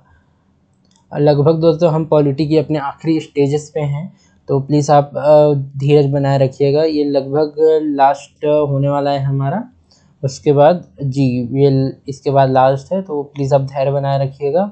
अगर अभी तक आप रुके हुए हैं मेरे लेक्चर में तो आप एक सीरियस स्टूडेंट हैं दोस्तों, जो अपने पढ़ाई के लिए बहुत ही मेहनती हैं और कह सकते हैं कि आप आगे जाने की चाह रखते हैं, करंट अफेयर में इंटरेस्ट रखते हैं, तभी आप अभी तक 1 घंटे 20 मिनट के करीब लेक्चर हो चुका है, आप अभी भी यहाँ बने हुए हैं, यानी कि आप एक सीरियस स्टूडेंट और एक्सपीरियंस हैं। देखिए, आगे की बात हम करते हैं तो आप प्रवास और विदेशी जो विषयक विधेयक 2025 है उसके बारे में आया गया है दोस्तों। 2025 में ये विधेयक प्रस्तुत हुआ, उसके बारे में हम बात करते हैं। यहाँ कहा गया है कि हाल ही में संसद में आप्रवास और विदेशी विषयक विधेयक 2025 पारित किया जाता है।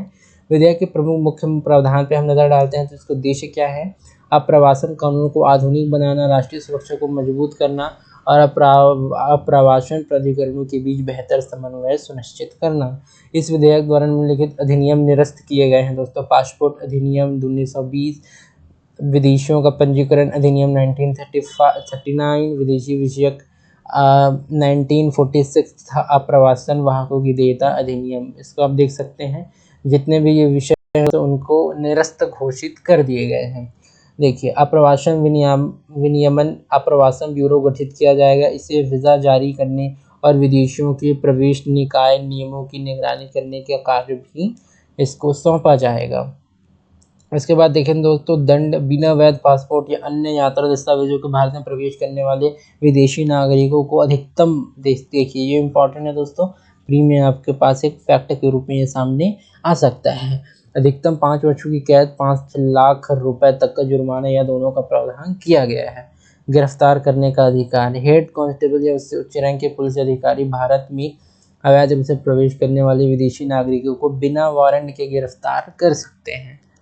देखिए दोस्तों, बिना वारंट के भी गिरफ्तार कर सकते हैं। ये यहाँ पे इम्पॉर्टेंट हो सकता है, आपके प्रीमियर फैक्ट के रूप में सामने आ सकता है। उसके बाद देखिए दोस्तों, पंचायत प्रगति सूचकांक आया है। पंचायत की प्रगति कितनी हुई है, कैसे हुई है, किन किन क्षेत्रों में हुई है, उन सारी चीज़ों के बारे में हम अभी बात करने वाले हैं। कहा गया है दोस्तों कि पंचायत प्रगति सूचकांक, जो पंचायती राज मंत्रालय है ने ग्राम पंचायत के प्रदर्शन का आकलन करने के लिए पंचायत प्रगति सूचकांक जारी किया। देश में 2.5 लाख जो हैं ग्राम पंचायतें हैं, इनमें से 29 राज्यों के लगभग 2,16,000 यानी कि लाख ग्राम पंचायत के आंकड़ों का आकलन किया गया। अब देखेंगे, पंचायत का तात्पर्य ग्रामीण क्षेत्रों के अनुच्छेद 243B के तहत गठित स्वशासन की संस्था से है। आप जानते हैं दोस्तों, 73 कॉन्स्टिट्यूशनल अमेंडमेंट है और 74 जो कॉन्स्टिट्यूशनल अमेंडमेंट आप सभी ने सुना होगा। मैंने ऊपर भी 73 और 74 जो कॉन्स्टिट्यूशनल अमेंडमेंट है उसकी चर्चाएं लाई हैं बीच बीच में, तो आप उसका भी रेफरेंस ले सकते हैं। अगर आपको ये पूरा जानना है तो आप मेरे प्ले लिस्ट में जाके, पॉलिटी वाले प्ले लिस्ट में आप इसको देख सकते हैं दोस्तों, उसमें ये उपलब्ध है।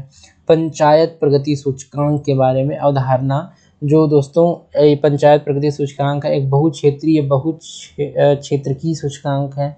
इसका पंचायत के समग्र विकास, प्रदर्शन और प्रगति का आकलन करने के लिए उसका उपयोग किया जाता है। उद्देश्य यह मापने का प्रयास करता है कि ज़मीनी स्तर के संस्थाएं स्थानीय सतत विकास लक्ष्यों की कितनी अच्छा तरह से उसको प्राप्त कर पा रही हैं दोस्तों। या समावेशी विकास में, यानी जो SDG हैं, सस्टेनेबल डेवलपमेंट गोल्स हैं, उसको कितनी अच्छी तरह से इम्प्लीमेंट कर पा रही हैं, उसके बारे में ये प्रदर्शन का आकलन करता है, उनको सुझाव भी देता है। देखिए, उसके बाद कहा गया है कि इसके थीम सूचकांक स्थानीय विकास से संबंधित 9 प्रमुख थीम्स के आधार पर पंचायतों का मूल्यांकन करेगा। ये देखिए, थीम की यहाँ बात की गई है। पहला थीम कहता है गरीबी मुक्त और बेहतर आजीविका वाली पंचायत। थीम 2 का कहता है दोस्तों स्वस्थ पंचायत। थीम 3 है बच्चों के लिए अनुकूल पंचायत। थीम 4 है जल पर्याप्त पंचायत। थीम 5 है स्वच्छ और हरित पंचायत। थीम 6 है पंचायत में आत्मनिर्भर अवसंरचना। थीम 8 है सुशासन वाली पंचायत। थीम 7 है सामाजिक रूप से न्यायपूर्ण सुरक्षित पंचायत। थीम 9 है महिलाओं की अनुकूल पंचायत। देखिए दोस्तों, यहाँ पे सुशासन, पंचायत, स्वस्थ, गरीबी, बच्चों, विभिन्न प्रकार, स्वच्छ, जो विभिन्न प्रकार के जो आयाम हैं उसको शामिल किए गए हैं दोस्तों। जो जितने भी हमारे आयाम हो सकते हैं उनको सभी को एक साथ ला दिया गया है और सभी आयामों के अंतर्गत ही इसका क्या किया जाता है दोस्तों, आकलन प्रस्तुत किया जाता है। तो आप इसको ध्यान में रख सकते हैं। देखिए, और क्या कहता है दोस्तों, पंचायत प्रगति सूचकांक में श्रेणियां। अचीवर दोस्तों, जिन्हें अचीव किया है। इस वर्ष के आकलन में भारत की कोई भी पंचायत अचीवर श्रेणी में जगह नहीं बना पाया है, ये दुखद बात है। दुखद बात है दोस्तों कि कोई अचीवर की श्रेणी में आ नहीं पाता। उसके बाद देखिए कि एस्पेरेंट यानी आकांक्षी 61.2% जो हैं आकांक्षी बने हैं। इस श्रेणी में सर्वाधिक संख्या पंचायतों में अपना स्थान हासिल किया है।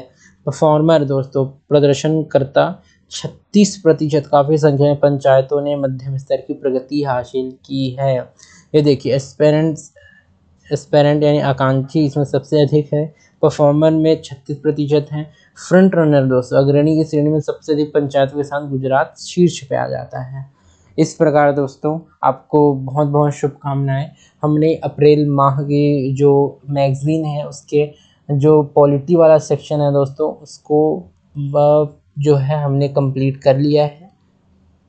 इसी प्रकार दोस्तों आगे भी वीडियोस आएंगे, जैसे इंटरनेशनल रिलेशंस पे आएंगे, इकोनॉमिक्स पे आएंगे, एनवायरनमेंट में भी अभी हमारे वीडियोस आएंगे और मैं लाऊंगा, एनालिसिस करूंगा और कम से कम समय में दोस्तों देखिए 1 घंटे 25 मिनट के आसपास अभी समय हो रहा है। मैंने आपको ये सारी चीज़ें बता दी, एक्सप्लेन कर दी। आप जब को रिवीजन करना होगा आप इसको चालू कीजिएगा और 1.5x में आप इसको जल्दी से सुन लीजिएगा। आपके जितने भी कॉन्सेप्ट हैं जो आप समझ सकते हैं कि आपके जो कॉन्सेप्चुअल चीज़ है वो सारी चीज़ें क्लियर हो जाएंगी, आप इसका रिवीजन भी कर पाएंगे। नोट्स बनाने की ज़रूरत नहीं है बिल्कुल भी। आप मेरे टेलीग्राम से जुड़ जाइएगा, आपको वहाँ पीपीटीज और जो द हिंदू के एडिटोरियल हैं दोस्तों, द हिंदू के एडिटोरियल्स हैं वो आपको देखने को मिल जाएंगे। विभिन्न प्रकार के मैं वीडियोस बनाता हूँ, पढ़ाई से रिलेटेड मैं बनाता हूँ, उससे आपके सारे जो वीडियोस हैं वो आपको वहाँ मिल जाएंगे। आज के लिए समाप्त करते हैं दोस्तों, 1.5 घंटे के लगभग समय हो गया। तो आज के लिए थैंक यू, धन्यवाद। अगर वीडियो प्लीज़ अगर अच्छा लगे तो लाइक कीजिएगा, सब्सक्राइब कीजिएगा, शेयर कीजिएगा। आज के लिए बस इतना ही, मिलते हैं और किसी वीडियो में। थैंक यू, धन्यवाद।